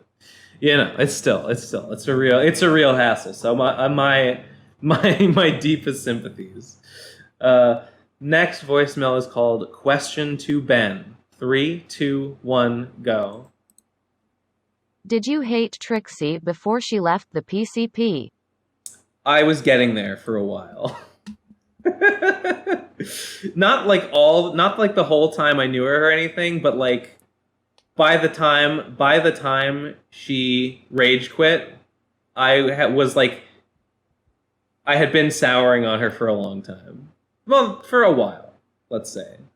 I mean, well, how long? I mean, was it like post Radcon 4? It was post like Meetup. It was post Radcon. I mean, Trixie was annoying in some ways at like about Radcon 4, but it wasn't like so bad. I mean, she was kind of annoying about Radcon 3 too, but it wasn't like so bad that I was like, I don't like this person anymore. No, I think the turning point was the time when I went on May's stream, and that one person read that like George Floyd was just as bad as Michael Chauvin screed, and I got angry about it, and May kicked me off the stream, and then Trixie DM'd me to be like, "Why are you mad at my wife? You're just jealous because you don't get pussy like me."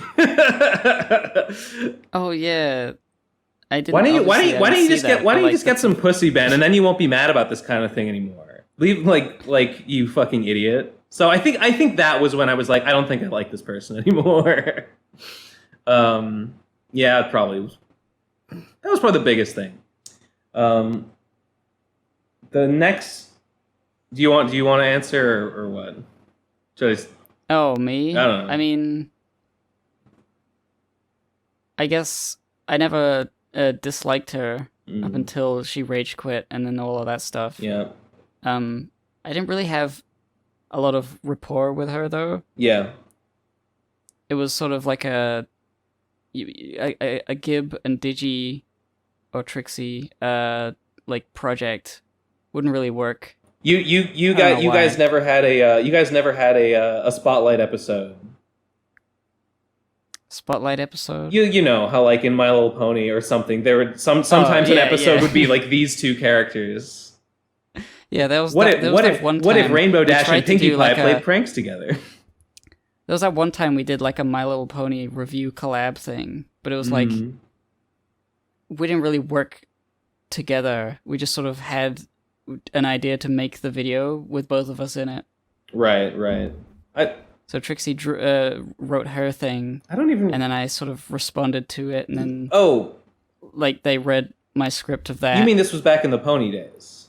Yeah, like pony review thing. That was a long ass time ago. I always Ancient. like admired their work, Mhm. and their work ethic. Yeah. But yeah, I never really felt particularly strongly about them as a person Oh. until they started like being terrible. Oh, on a somewhat related note, I put terrible. Just terrible behavior. Just absolutely reprehensible behavior. Let me be clear about that.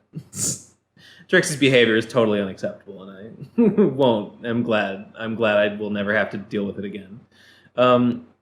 It wasn't always as bad. Trixie got much worse. Like at a certain point. I think May was a really bad influence on Trixie, who was very in hindsight.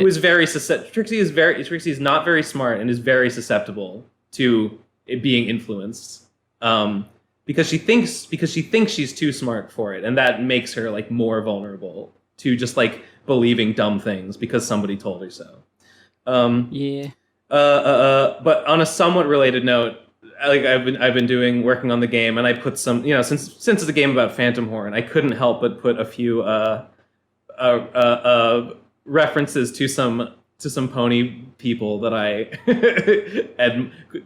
quote unquote admire in the game. So there are some Easter eggs in there. I won't say who. I won't say who's in there, but if you're familiar with that scene, you might recognize some people. I cackled to myself. I cackled as I implemented them.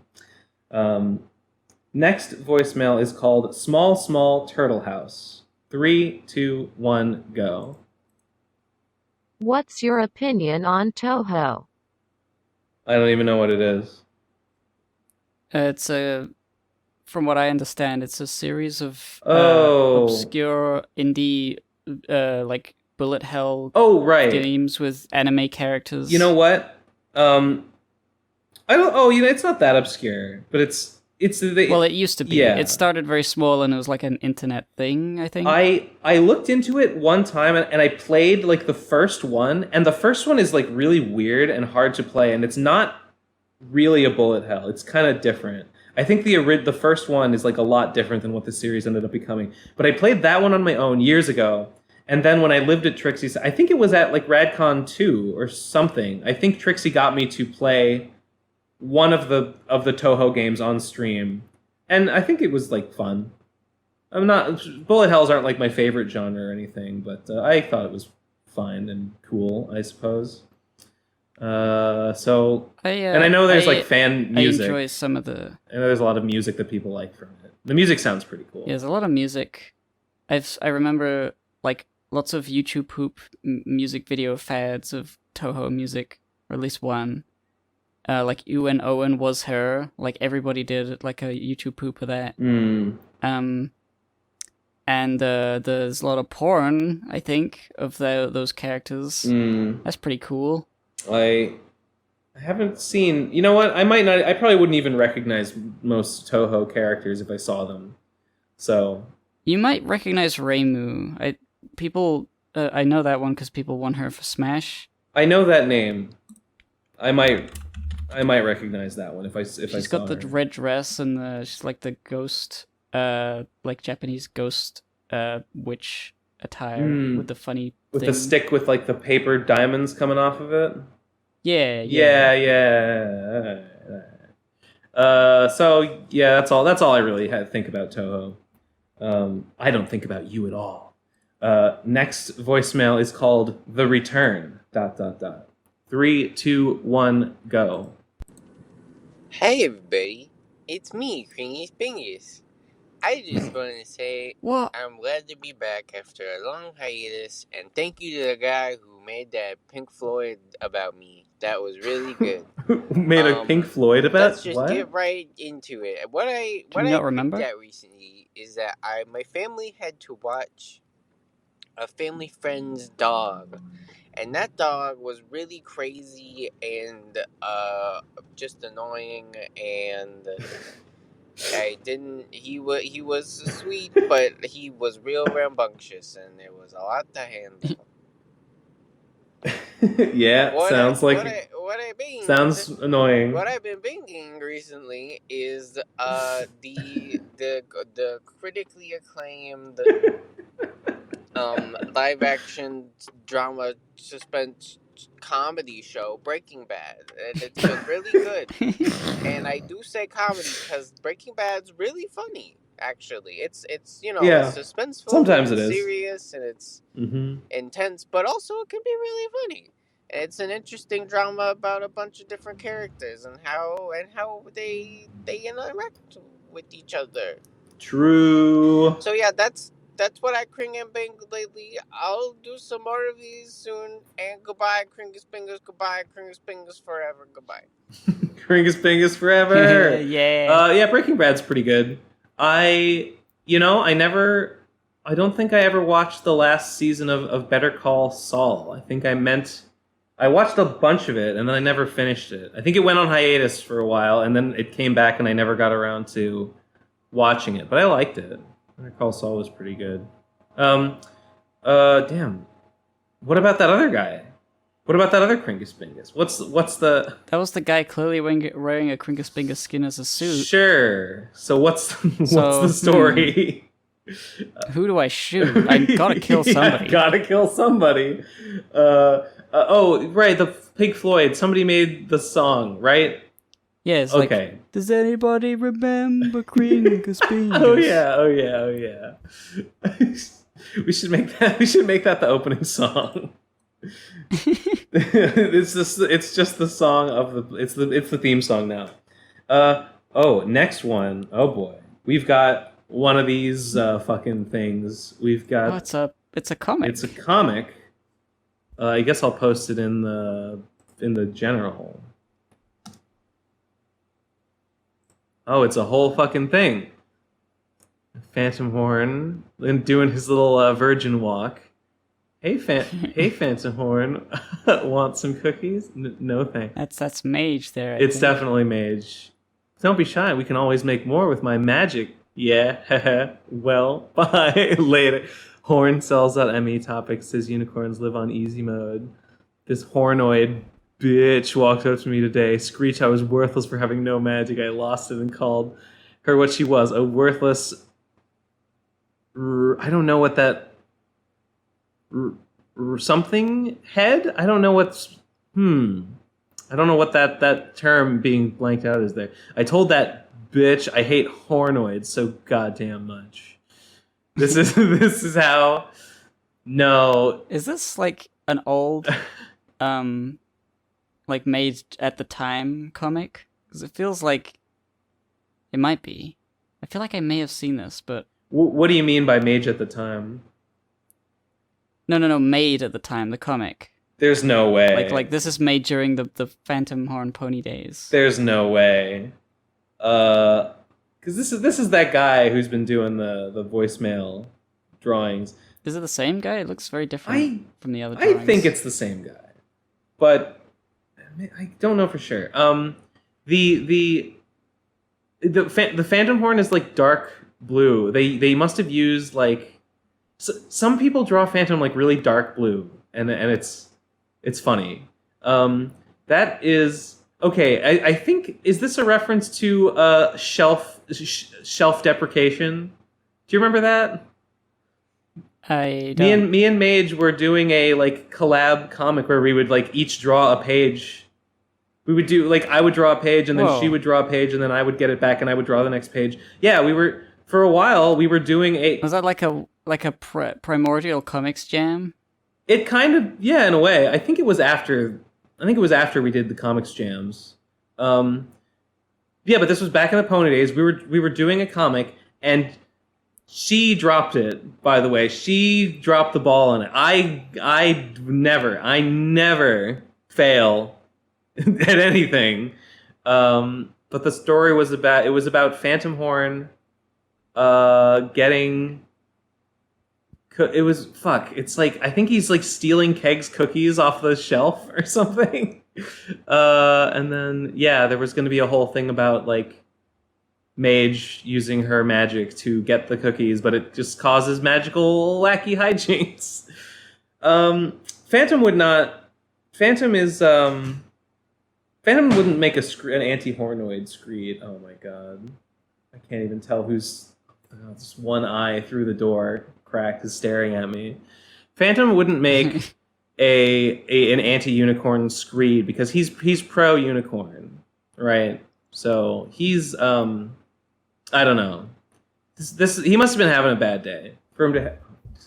He must have been having a bad day for this. This is not his typical. His typical reaction would be like, "I'm like that too." This is why I'm thinking it might be an older thing because, like, Phantom Horn used to kind of be like a little racist against unicorns because he was jealous of the horn. What was he? I don't remember. Well, not like overtly, but like sort of. Actually, kind of. I'm trying to remember. Well, I don't know. This is certainly an interpretation. Okay, there might have been. Yeah, in the early Phantom Horn days, there might have been some. He might not have been completely consistent about it. He might have had a grudge against certain unicorns. Maybe, you know what? He might have begrudged certain unicorns for flaunting their magic privilege or something. I feel like that was something he would do. I wouldn't call them Hornoids though. No. Okay. Next. Anyway, I enjoy it. This meme it's usually like I think the original meme is like white guy meets black guy, and black guy is just like says something normal, and then white guy goes on forum and is like, "Oh, I saw some fucking N-word today, and he was so fucking bad."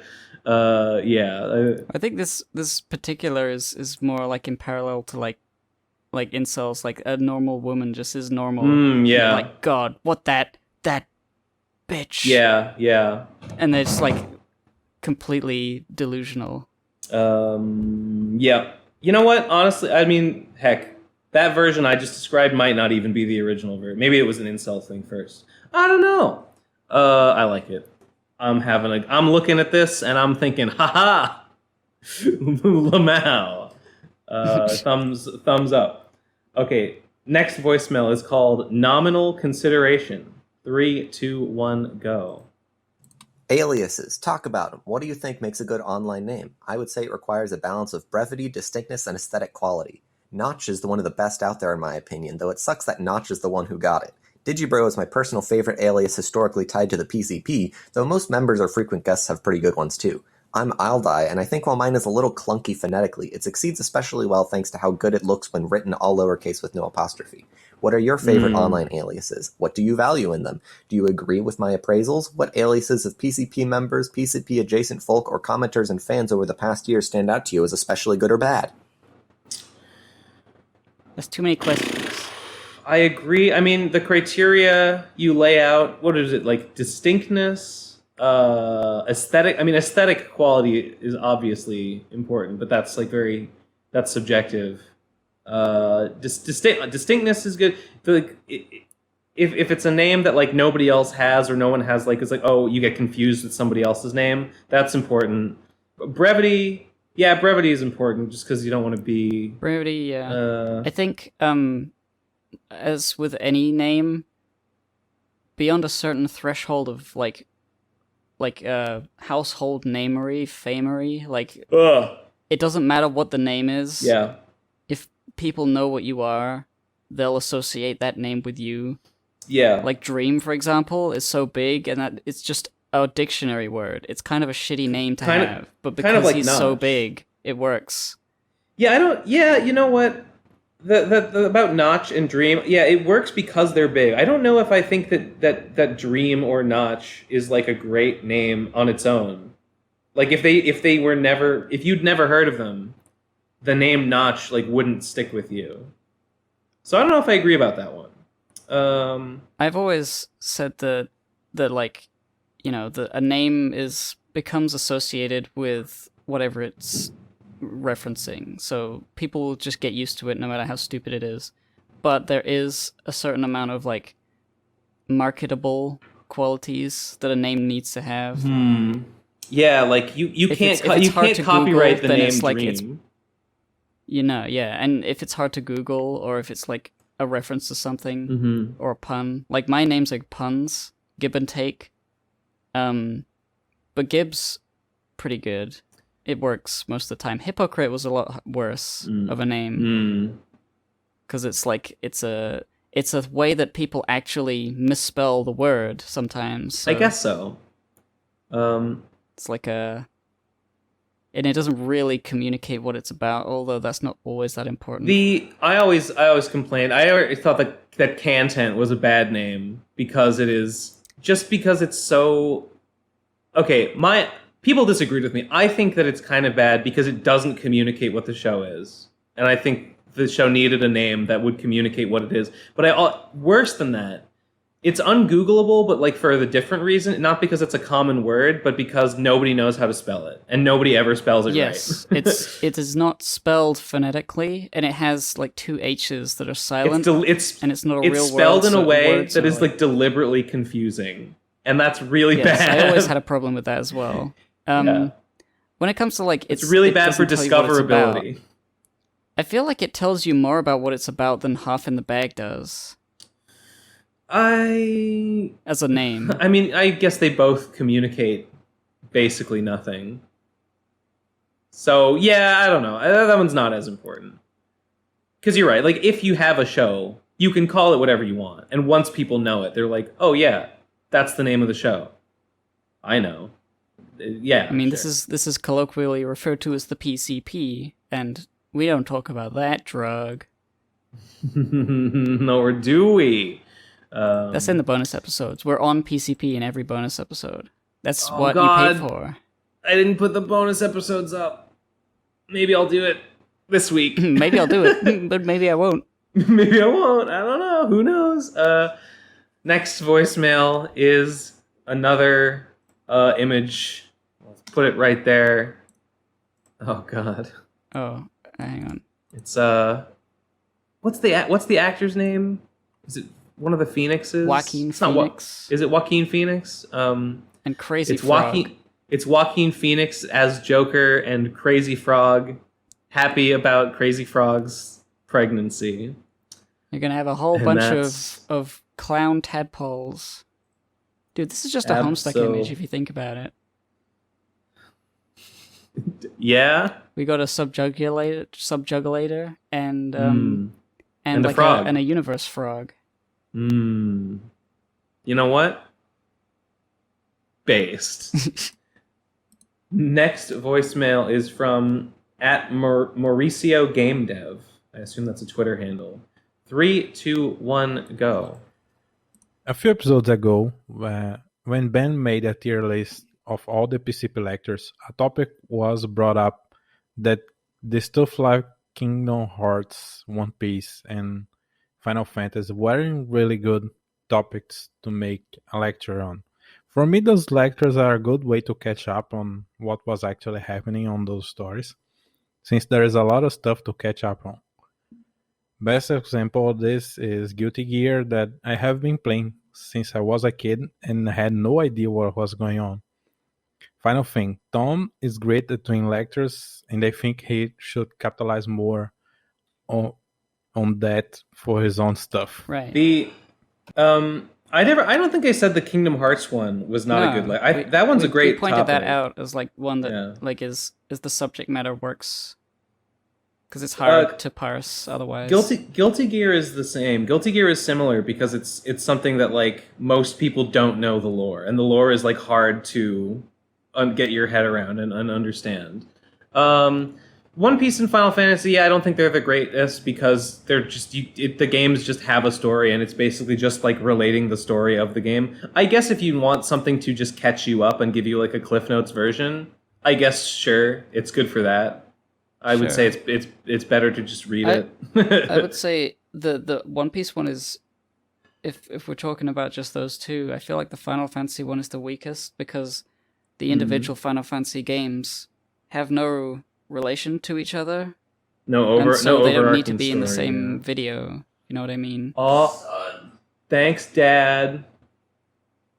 My bacon's here. Your mother and I had a talk. Oh, God. I was too hard on you about your Hot Wheels. Thank you. I'll pick them up for you. You better. Just try to remember to pick up your Hot Wheels next time. I might, But maybe. To say sorry, I brought you some bacon. Acceptable. But however, your mother and I are getting a divorce. Okay, well, you can't win them all, Dad. Good luck on your podcast, Benjamin. Thanks, Dad. I am winning. It's not Dad. It's Daddy. Okay, Daddy. Thank you. You're welcome, son. I love you. Ew. Okay, I got bacon now. Did they Sorry say about I love that. you? No. Yeah, they're my dad. Dads don't do that. What did your dad? What does your dad not love you? Fucking idiot. What was I talking about? Oh yeah, lectures. Tom's lectures are good. Okay, I feel like we've answered this one. All right. Wait. This mouse is so sensitive. I don't like it. Benjamin, I'm sorry about you and my father. Oh my I'm God! sorry. I hate my parents so much. Why? I'm trying to record a podcast, Mom. If you need something to talk about me and your father getting a divorce, Benjamin, then you can talk to No! I'm I'm sick of it. I'm sick of all this bullshit. I'm cleaning out your father, Benjamin. I'm taking him to family court, and he's not gonna remember fucking anything. I'm gonna give him amnesia. I'm gonna hit him with a lawsuit so fucking fast he'll never be able to see you again. Okay. I need you to say to the federal court that he abused you and he molested you. I need you to say that so I can get a nice, quick victory. Sure, Mom. Fine. Whatever it takes. I'll give you a Lego set, Benjamin. You just have to make sure that you make your father rue the day. 2 Lego sets. 2 Lego sets. Yeah! We have to pretend that your father molested you in family court so we can keep the system rigged against broken fathers. Absolutely. You got it. I was gonna do that anyway. Okay, I'm sorry. I'm so sorry. I'm so sorry about all this bullshit. Next voicemail is called Peak PCP. 3, 2, 1, go.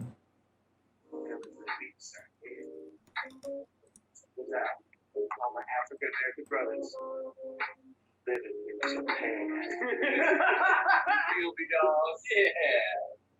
Japanese niggas. Dude, Japanese okay, if you said like that intro, and then you have like an actual rap, and like I would come in the background for like the chorus. Yeah, Japanese niggas, Japanese niggas, Japanese niggas, Japanese niggas, Japanese niggas, Japanese niggas. It just keeps going. Yeah, Japanese niggas, Japanese niggas.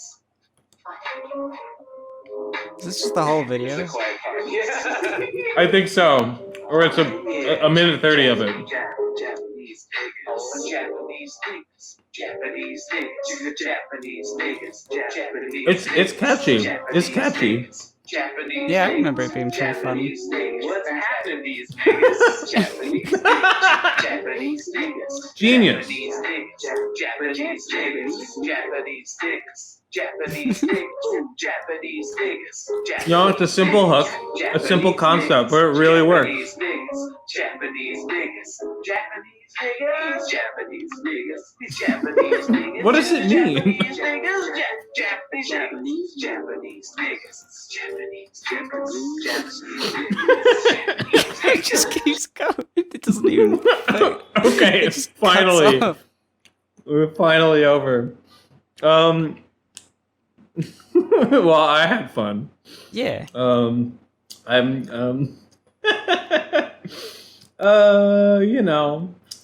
It is what it is. It's fine. It's cool. What a delight. Okay. Next one is called Art Parlor. 3, 2, 1, go. Hey, Ben Saint. I DM'd you on Twitter, but you didn't respond. I was asking if you wanted to be on my drawing show. It's me and just a couple of grandmas, and we do funny drawing challenges. And then I edit the fuck out of the recording and make a fire video. And Gib, if you want to come on, or Tom, that would be cool. All you guys are invited to the Grandma Drawing Show. I don't remember getting DM'd by a grandma. Grandma Drawing Show. Yeah, maybe. I don't know. Maybe. Maybe sometime if I catch me in the right mood, maybe. Next one is called Hydration. 3, 2, 1, go. Give and take. You say that I need hydration, but there is no water anywhere around here. Have you tried pissing? There's only sand, no mud, no droplets, not even any cacti, only sand. But even if I were to be hydrated, I need a specific kind of water. Bath water. Not gamer girl bath water, but pure 100% hot spring macaque water. That is what I need. Hot spring macaque. Hey, sorry, I'm back. Did I miss anything? They're thirsty. They need hot spring macaque water. The monkey. Who doesn't? Okay, I'm glad we sorted that out. Also, if you can't piss for liquid, you could cut your veins open and drink that blood. That's liquid. The body is a wonderland. You're full of delicious liquids. And You're then full of you juice. you could just cry about how dry it is, and you can make tears, and you could get those. And all you need is 2 I'm buckets getting worth. hungry. You get 2 buckets worth of water, and then you can make an infinite source of water.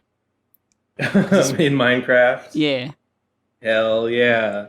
What do you like? Put one water source block like Diagonally next to another one? in a 2x2, and then it's infinite.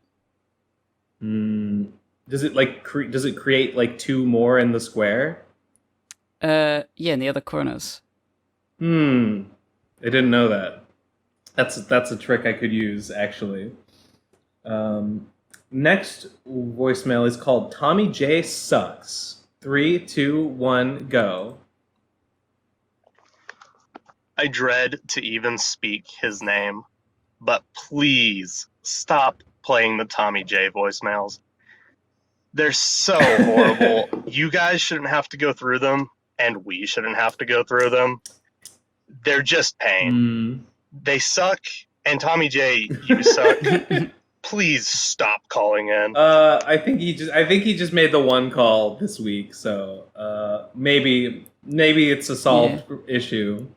They are not labeled in a way that we can identify who put them in before. So yeah, we just have to recognize the voice. So next voicemail is called Some Commenters Suck. 3, 2, 1, go. Also, commenters, stop leaving comments like, I don't like the podcast now. Bad podcast. You guys should do a different podcast. I think this is bad and should be something different. I think you should stop. Stop leaving that comment. Yeah. It's been like a year. Yeah. And you haven't changed their minds yet. Stop saying the exact same thing over and over and over and over. Please. Just stop watching. Or just accept that a thing is a thing, that a thing has changed, and that maybe you don't like it anymore. And maybe you can move on. Please. Yeah, I got in a fight. I got in an argument on the last episode in the comments because somebody left that comment that was like, the podcast is stagnant. The podcast, like, why don't you make the podcast something that would like have more? What do they say? Like, why don't you make the podcast something that would have something? Yeah, like would have more, like could actually grow. Like, why wouldn't you make the podcast something that could grow? Like, why not do something else with like your creative? Why not just be successful? Ambitions. And I'm like, yeah, okay. First of all. And then I negatively commented on that comment, and then someone else came in and was like arguing at me that like I was dumb to be like to not like that comment. And it's like, okay, the podcast, first of all, like I don't even know what they're asking, because the podcast already is about our creative endeavors. We already talk about all the shit we're doing. So like what do you want? and second of all, like, why not make the podcast something that can grow? Make the podcast something that'll be more successful. Like what? Like, I don't know. Do they want us to do like the drawcasts again? If you just like the drawcast, then like just say you just make more drawcasts. But like the podcast I don't understand the mindset that you're like, the PCP formula isn't working, so it should be something else. When it has always been the same thing. It has always been, we get together and we just talk about shit once a week. Yeah. There's nothing else. I mean, there has been minor changes like the introduction of voicemails and how we don't do like a specific chosen topic anymore. But like, I think those it's were like changed for a reason. And they recognize that they can't just say, have the other members back. I liked the podcast more when it was like that. There were more views. If you're a Nate head or a Trixie head and you just want to hear Nate or Trixie, I mean, fair enough. You're just not gonna get that here anymore. It's just not what's gonna happen. Then I think they're misunderstanding the reason that the podcast used to get more views, and it's because the people who are on it had like bigger channels than me and Ben. Yeah. The viewership is not. It is somewhat lower than it is, but it's not like it's like completely fallen off a cliff. It's. I mean, the old episodes have more views, largely just because like they're older, and they've been accumulating views for. True. I can't remember like exactly, but like there was a time when it was like hotter shit, and the episodes, and the episodes were like getting like maybe 10K views on a good day. And that was a fun time. I guess that's true. But that definitely does have to do with the people who happen to have large audiences being on the show. Yeah, Trixie just had a bigger audience. It's not entirely to do with the quality of the show itself, because people who were just there for Nate or just there for Trixie are gone mostly. Yeah, it's true. Or Jesse or whoever. Yeah. And there's really no getting around that. Yeah. I guess I agree with this voicemail is the takeaway. Next one is called Nathaniel. 3, 2, 1, go. Also, I don't know if this was intentional, but you guys were talking about Nate as a role model. And Gib just totally dunked on Nate. It was like, yeah, sometimes when you're little, you don't realize that videos aren't good or something like that. I don't even remember that. I just thought it was really funny that you essentially said, like, yeah, some people just don't realize that all of Nate's stuff is bad. It's not bad. I didn't mean that. Didn't mean it, though. That was an accident, I guess. I don't remember exactly what you said, but I mean, I like Nate's videos. At least, I've liked some I enjoyed Mia Mathova and Weagawas occasionally. Yeah, that's true. Well, I never watched a Weagawa. I don't think I liked Weagawa that much. There was a few that were like, the subject matter was interesting to me, or at least I remember what was it when he talked about the guy from One Piece. I can't even remember his name. Oh, the taffy guy or the Big Mom Pirates. The Mochi guy. Mochi guy, yes. I haven't seen. Like I said, I've like never watched a.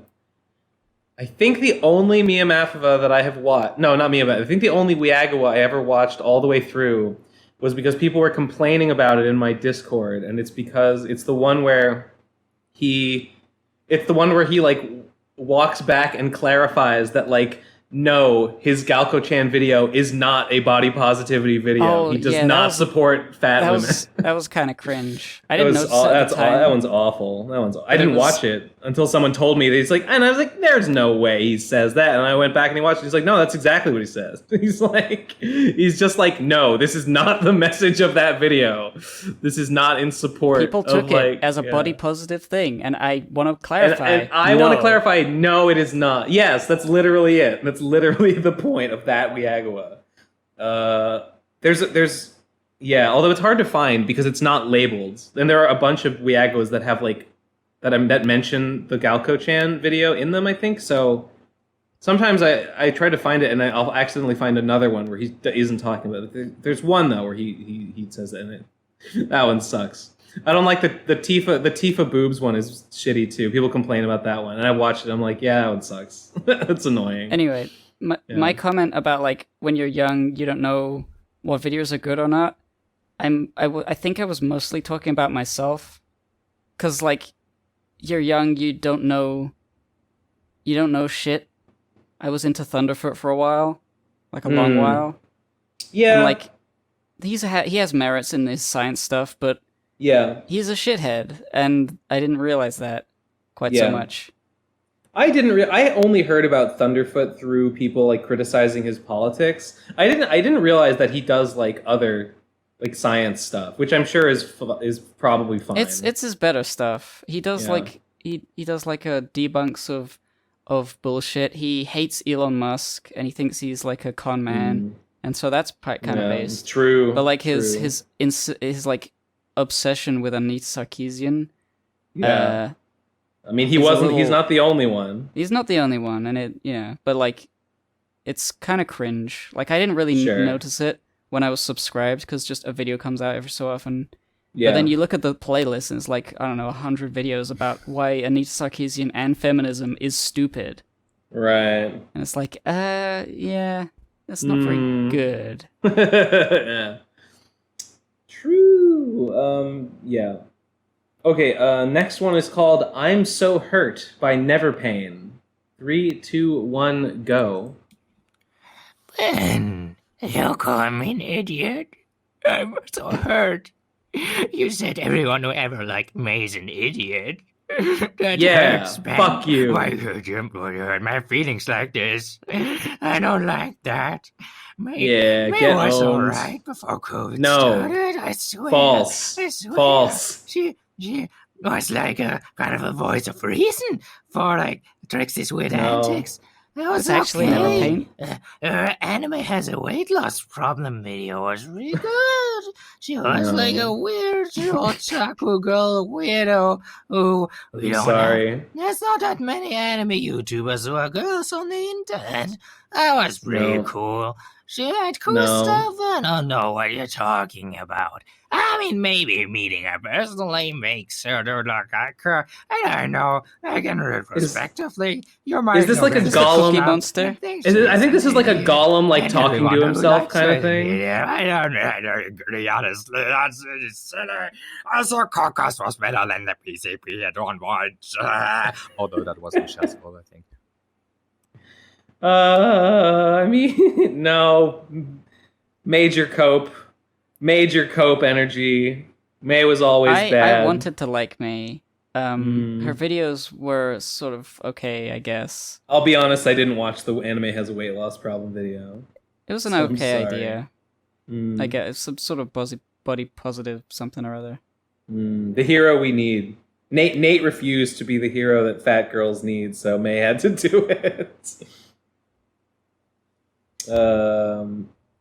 Yes. Get owned, Neverpaint. Next one is called Ben, This Is Your Doctor. Oh, geez. 3, 2, 1, go. So there's been a lot of talks on bringing back certain old members of the PCP as a meme, considering the certain shambles that the PCP is in right now. Allegedly. Ouch. Like a popular one is saying Mumkey should come back. How we talk about Trixie Doodle. But you're forgetting one very important person. one very important piece of the puzzle that could come back and bring the PCP to its former fucking glory. And that is my boy, Psy Live. Bring Psy Live to the PCP and see the bitches rise. Or Dr. Wolf. Okay, those are your two options I'm giving you. Dr. Wait. Wolf or Psy Live. Is Psy Live Psy? Red pill or blue pill? Is that Psy like SYY? I can only assume. I don't know. I talked about this. I asked him if he wanted to be on, and he just said no. He just was like, "No, I don't want to come on the PCP." He was like, "Oh, okay." I don't know what his problem is, but he just was like, "Nah." No, like reason given. You know, it would never happen. We would have to like trick Dr. Wolf. But I kind of want to interview him about like, what the fuck is up with everything you're doing, including TF2 analysis anarchy? Well, TF2 analysis TF2 analysis anarchy is like the funniest thing that has ever existed. Yes. But there's a lecture in that, but I don't want to watch any of the videos. My god, you're so right. You're a genius. Gib, you're a fucking genius. That would be so good. But it's like I've only watched the first one and I was in it. And then the other ones were like, oh god, this is unbearable. I can't imagine doing the research. That would make an amazing, amazing lecture. I love that. But Dr. Wolf, from what I can tell, he's mostly just doing like, pretty normal like YouTube stuff. He'll upload like a 2-minute video where he like reacts to like a new bit of information that was just revealed about like the Gen 5 MLP. Hold on. Dr. Wolf 001. Let me see what's he doing?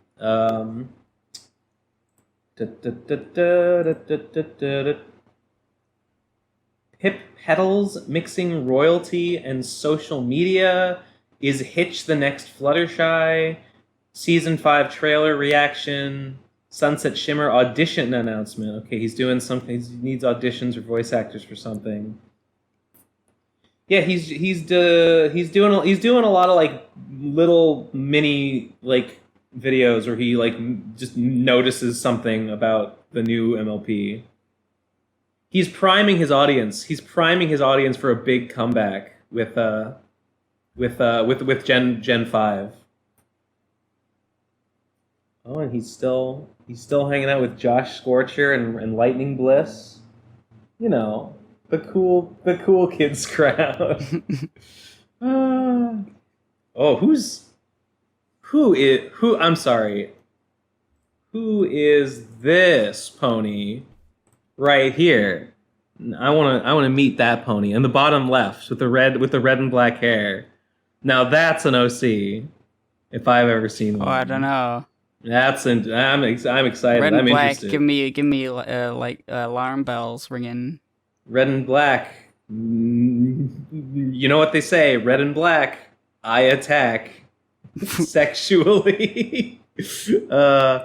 Yes, good.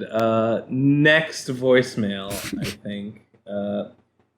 It's called "So I Can Just Have Ben Say Anything Here, Huh?" 3, 2, 1, go.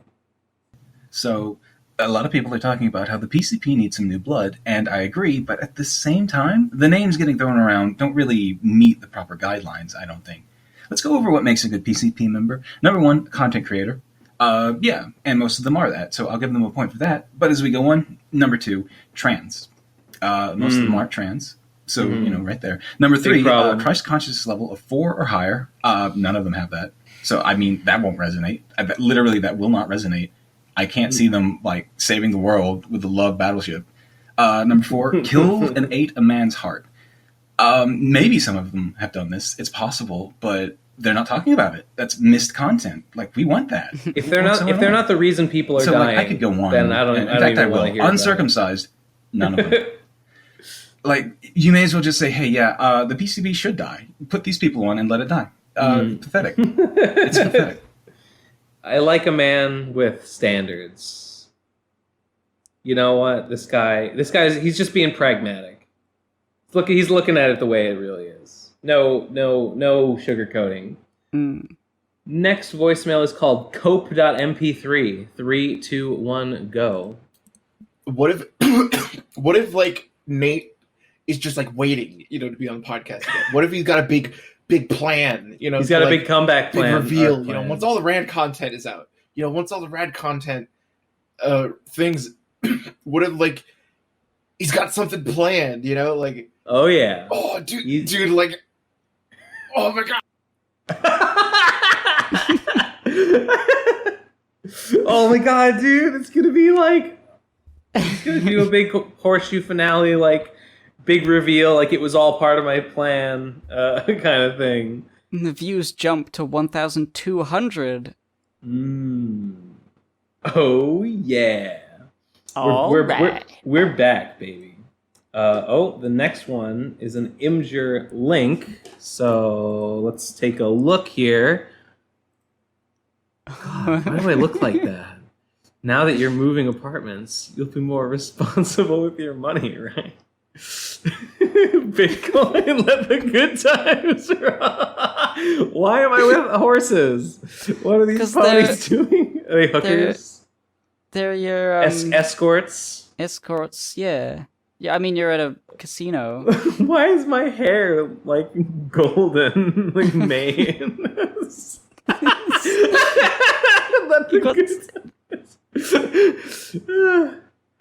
There's a lot to like about this. I made it. I'm at the top of the food chain, or top of the pole. I got my Citibank custom cash card. I'm untouchable, so it's time to just roll the dice on Bitcoin.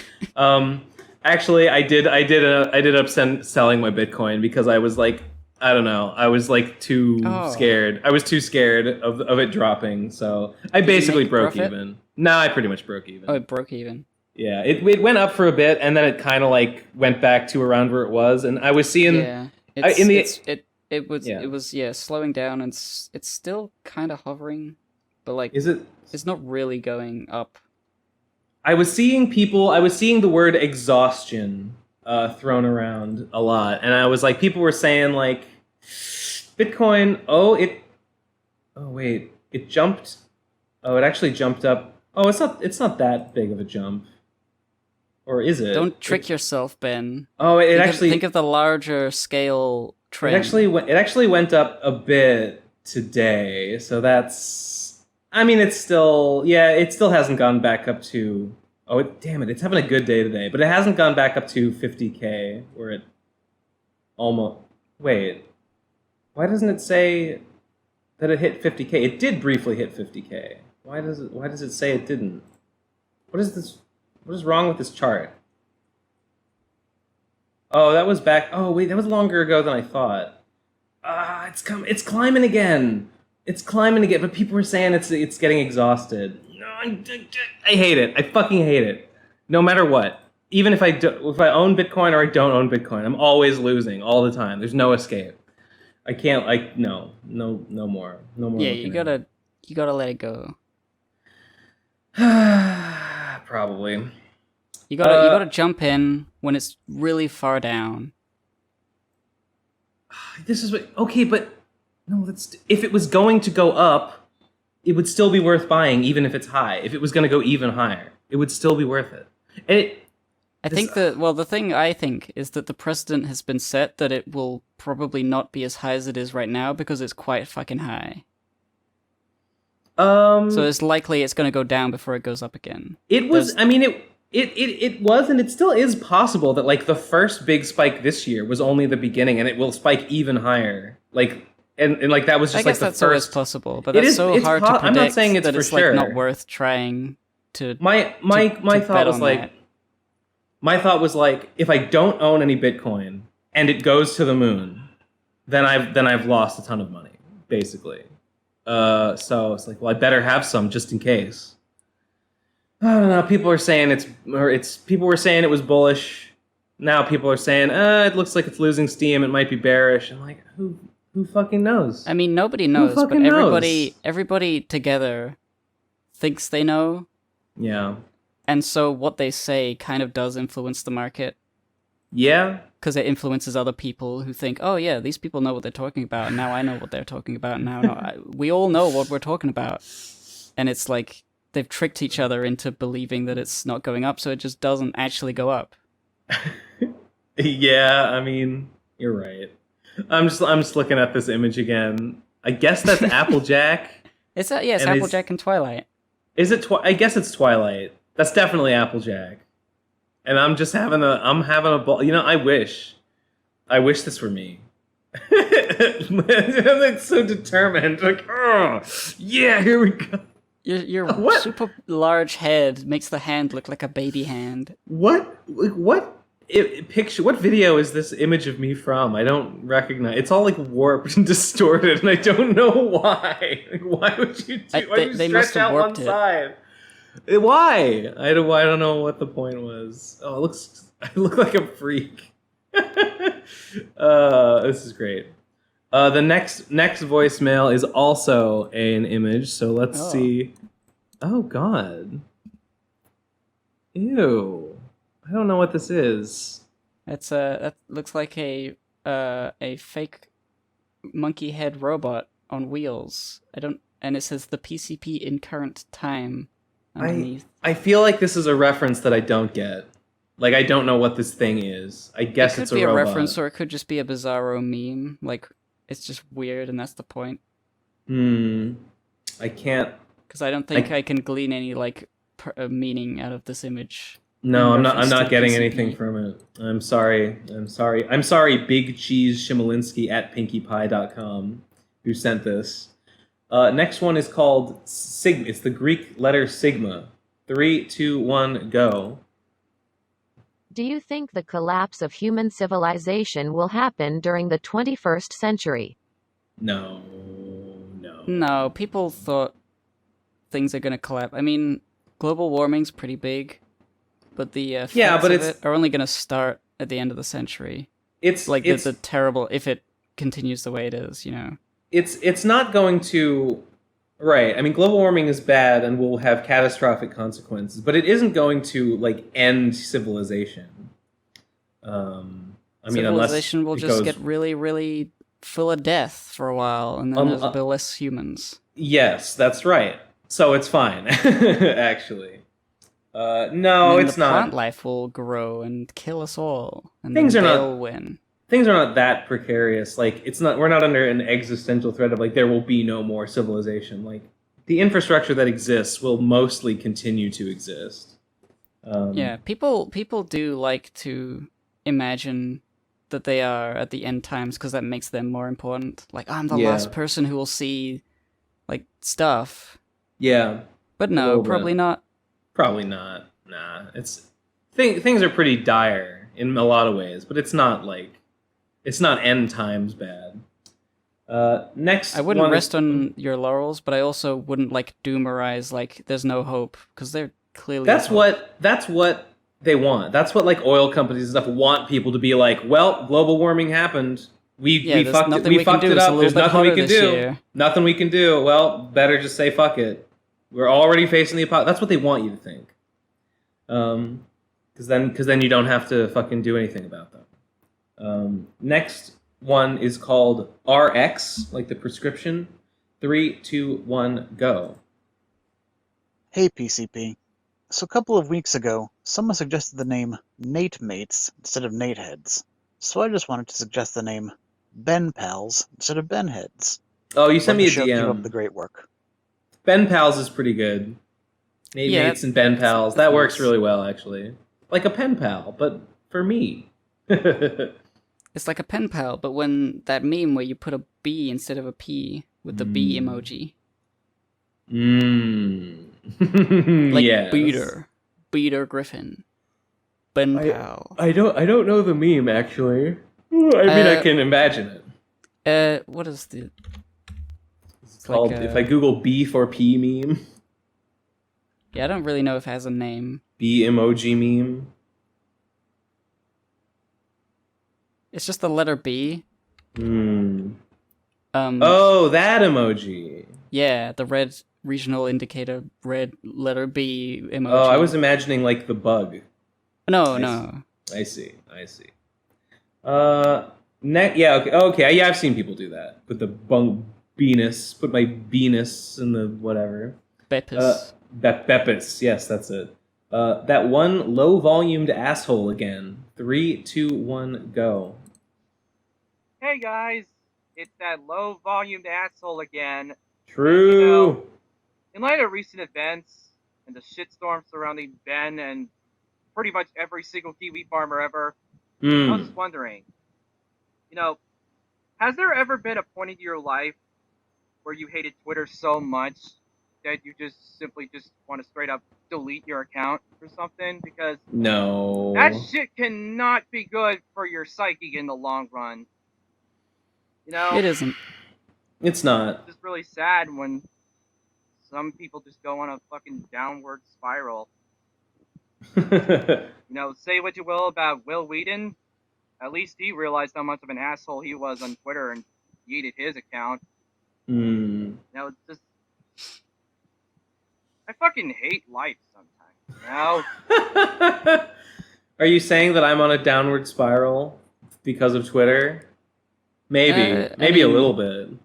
I don't think it's that serious. It happens to everyone. If you stay there too long, it's a very bad place to be. Yeah, I think I'm cutting back personally. I'm happier when I'm not using Twitter. So, I was on it a bunch for that, for the whole Chris thing. But like, in times when I don't have anything to be posting about, yeah, I'm probably gonna be a little less on Twitter.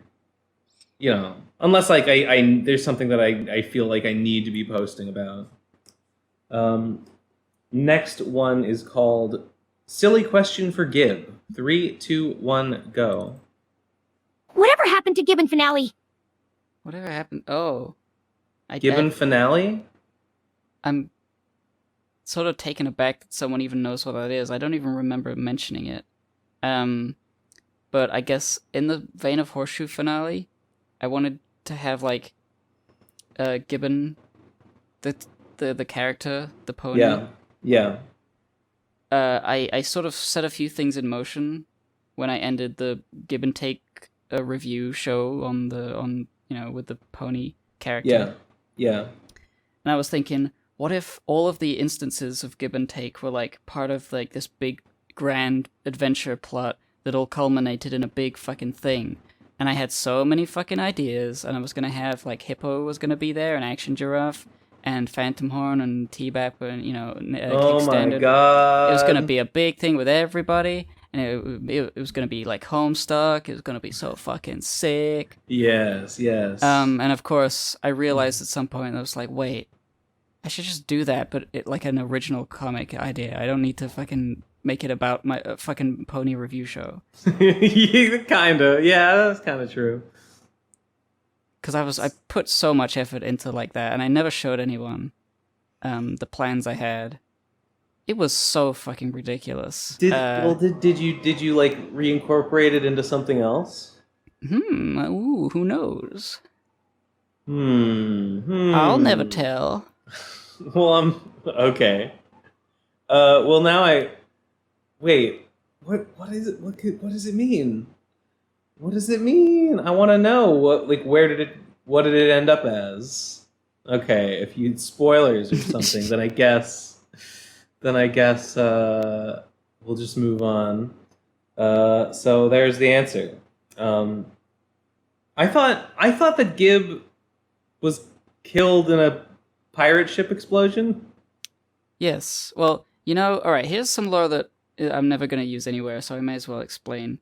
Okay. So, Gib and Take the Pony wasn't me. I was a separate person, and we were like, yeah. He was the pony, or I guess. Well, he was your OC. Now.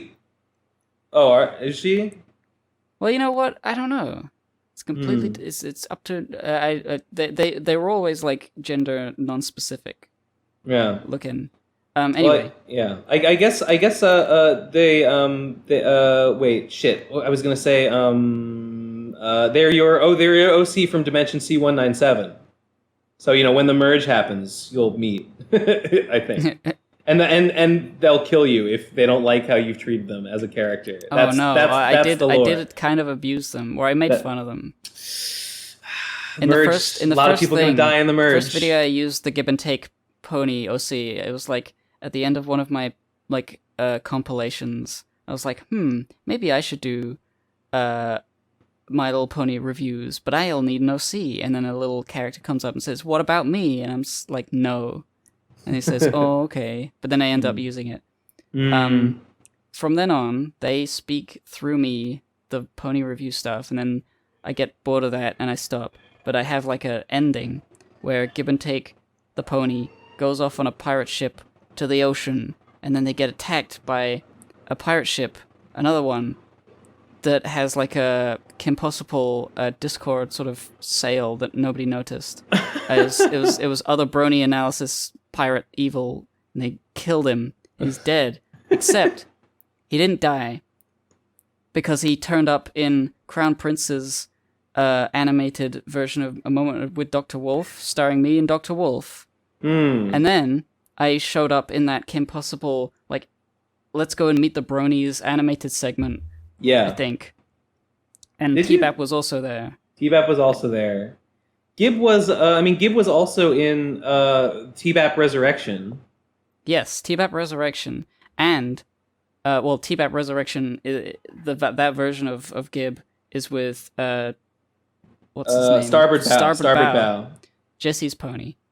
And because I had been lost at sea, or the pony had been lost at sea, presumed dead, actually joined a pirate crew with Starboard Bow, started reviewing ponies on the Pony Cast. And we had like a crew. Yeah. Wasn't there a video though where like you like put up some binoculars and you like see like his ship exploded. Oh, he's dead. No, the ship sank. It was off. It was binoculars, and it was like, oh shit! There's the ship, and it got hit by a cannonball, and it sank. But you didn't see anyone die. Okay. So what happened is that Give and Take swam away, and got rescued. Had a whole piratey adventure. Eventually, was on the Pony Cast with Starboard Bow, and then that ship crashed, and then they ended up in T-Bap Resurrection. So presumably they'd been on adventures together, hunting and then treasure or some such. And then suddenly, something happened, and then they're in the Lore of Ghosts. Yeah. They're just in the Lore of Ghosts. Wait, are they in the Lore of Ghosts? They're right at the end. I don't remember. The dog, grasped them from like the clutches of like a shadow beast netherrealm, because Dog just can go places like Pluto from Kingdom Hearts. And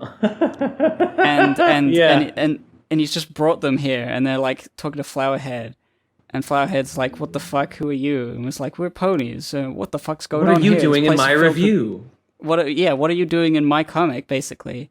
And then now they're in my now they're in my canon comic universe, which is canon with RFCK, and everything's all connected. I gotta draw that wasn't the big comic plan I had, but it was kind of fun just putting them in there. Yeah, gotcha. Well, now I know. I'm sure he's thriving.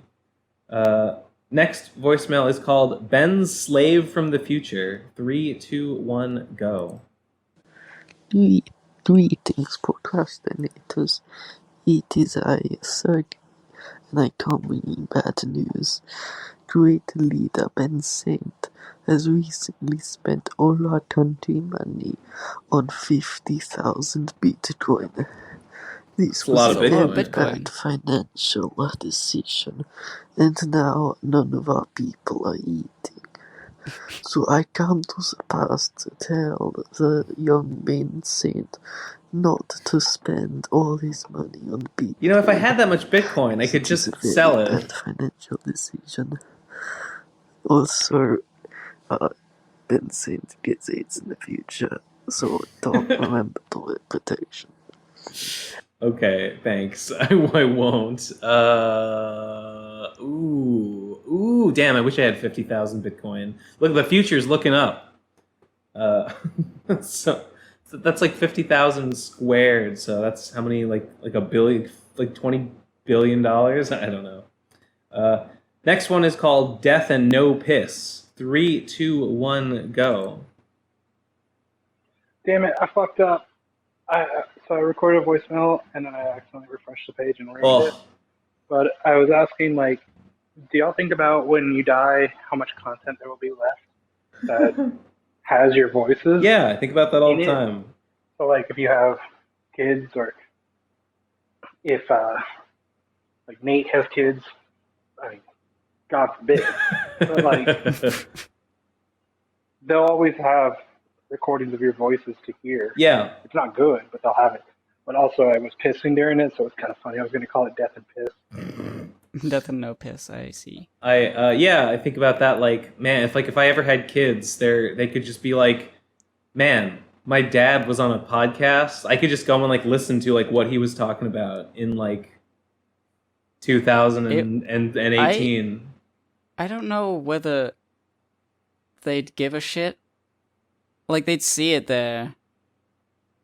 Yeah, it would. I mean, it would probably be. It's hard to know because, you know, stuff They like that probably of my wouldn't- own parents does not exist, and so I Yeah. can't know whether I'd be curious. To like listen to podcasts my dad and honestly, whatever did. If my dad had a podcast, I probably would be curious, and I probably would go back and listen to like what was my dad's podcast about when he was like 30.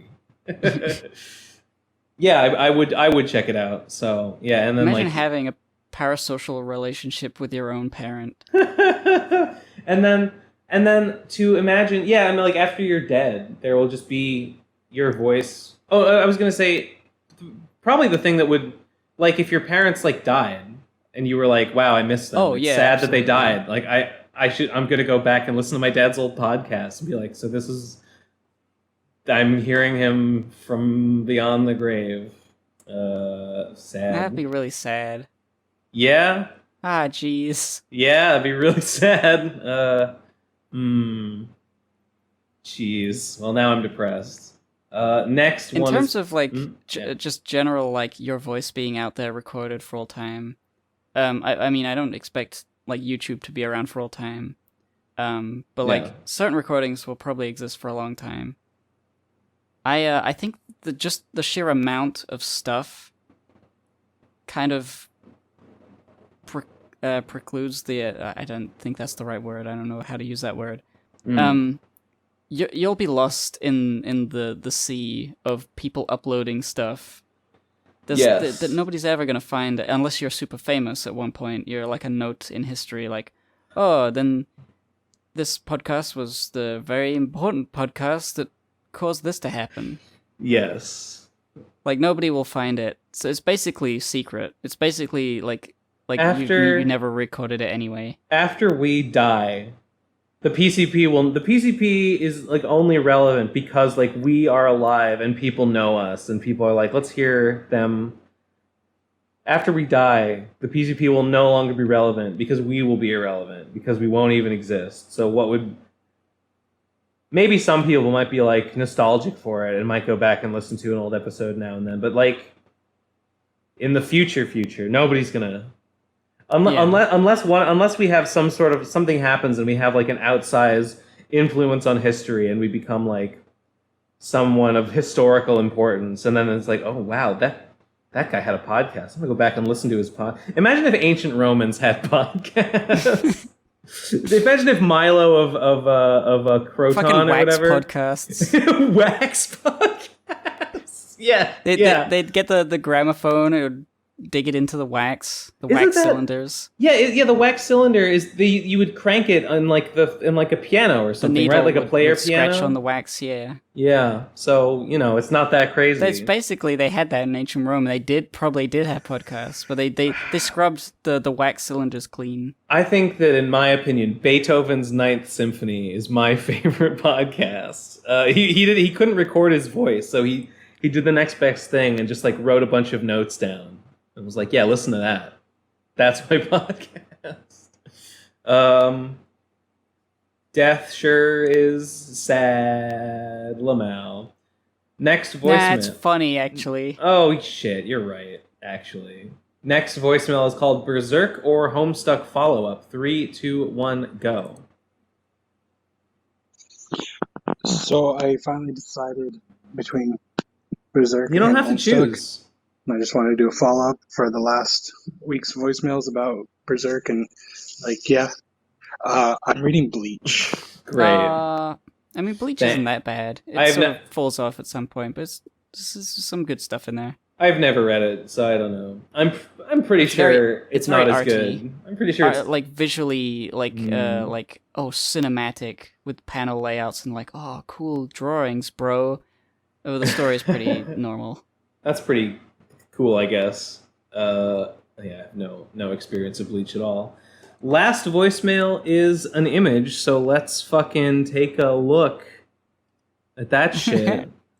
I really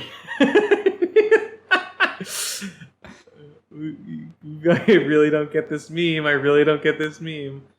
We've got you surrounded. Come enjoy this meme. No! I mean, you know what? You forced it on me. I have no choice but to like it now. But why are you smiling? You don't get the meme. I don't know. You have an AK. I don't know. I don't understand. I don't understand anything. It's just like every week it's a new iteration of the same irrelevant meme. Honestly, to be honest though, this drawing of me is like the most accurate one I've ever seen. This actually looks like me. This is how I see myself in the mirror, and I go, ugh, crouching don't show me that. behind a table with an AK-47 and devilish grin. A big round head, sparsely covered with a huge forehead sticking out, and the little the sniveling little glass. Although I don't have a beard at the moment, I should though. I need to stop picking at my beard so I can get I got a haircut. Oh, I got a haircut. Now I have short hair again. I had long hair for a long time. Now it's short, and I need to grow the beard so I can look like BronyCon Ben again from those pictures. You posted those pictures of us on stage at BronyCon the one time. That's the look I need to go back to. That was peak Ben. So that's my hair situation. And that's the end of the podcast. Lol. It's over. Wait, let me refresh and make sure there's no last minute voicemails. Nope. It's over. Thank God. Nice. We did it. Hey, patreon.com/theprocrastinators. Speakpipe.com/PCP voicemail if you want to leave a voicemail. Don't leave any shitty comments and be like, "Oh, I don't like the podcast anymore." We know you hate the podcast. We don't only do it to spite you. Anything else? And the voicemail roulette. Click. Oh, we shot. Tommy J. Tommy J's dead. Oh, darn. Oh dear. Boo. Tommy J, you can't put a voicemail. So sad. Was it for a month or a week? He said a month. The voice. Okay, a month. Yeah. Let's see if you can play along. Them's the rules. I don't make the rules. It's just how it goes. Okay. Goodbye. Goodbye. Bye. Love you. Mwah. Just like my parents. Okay, later.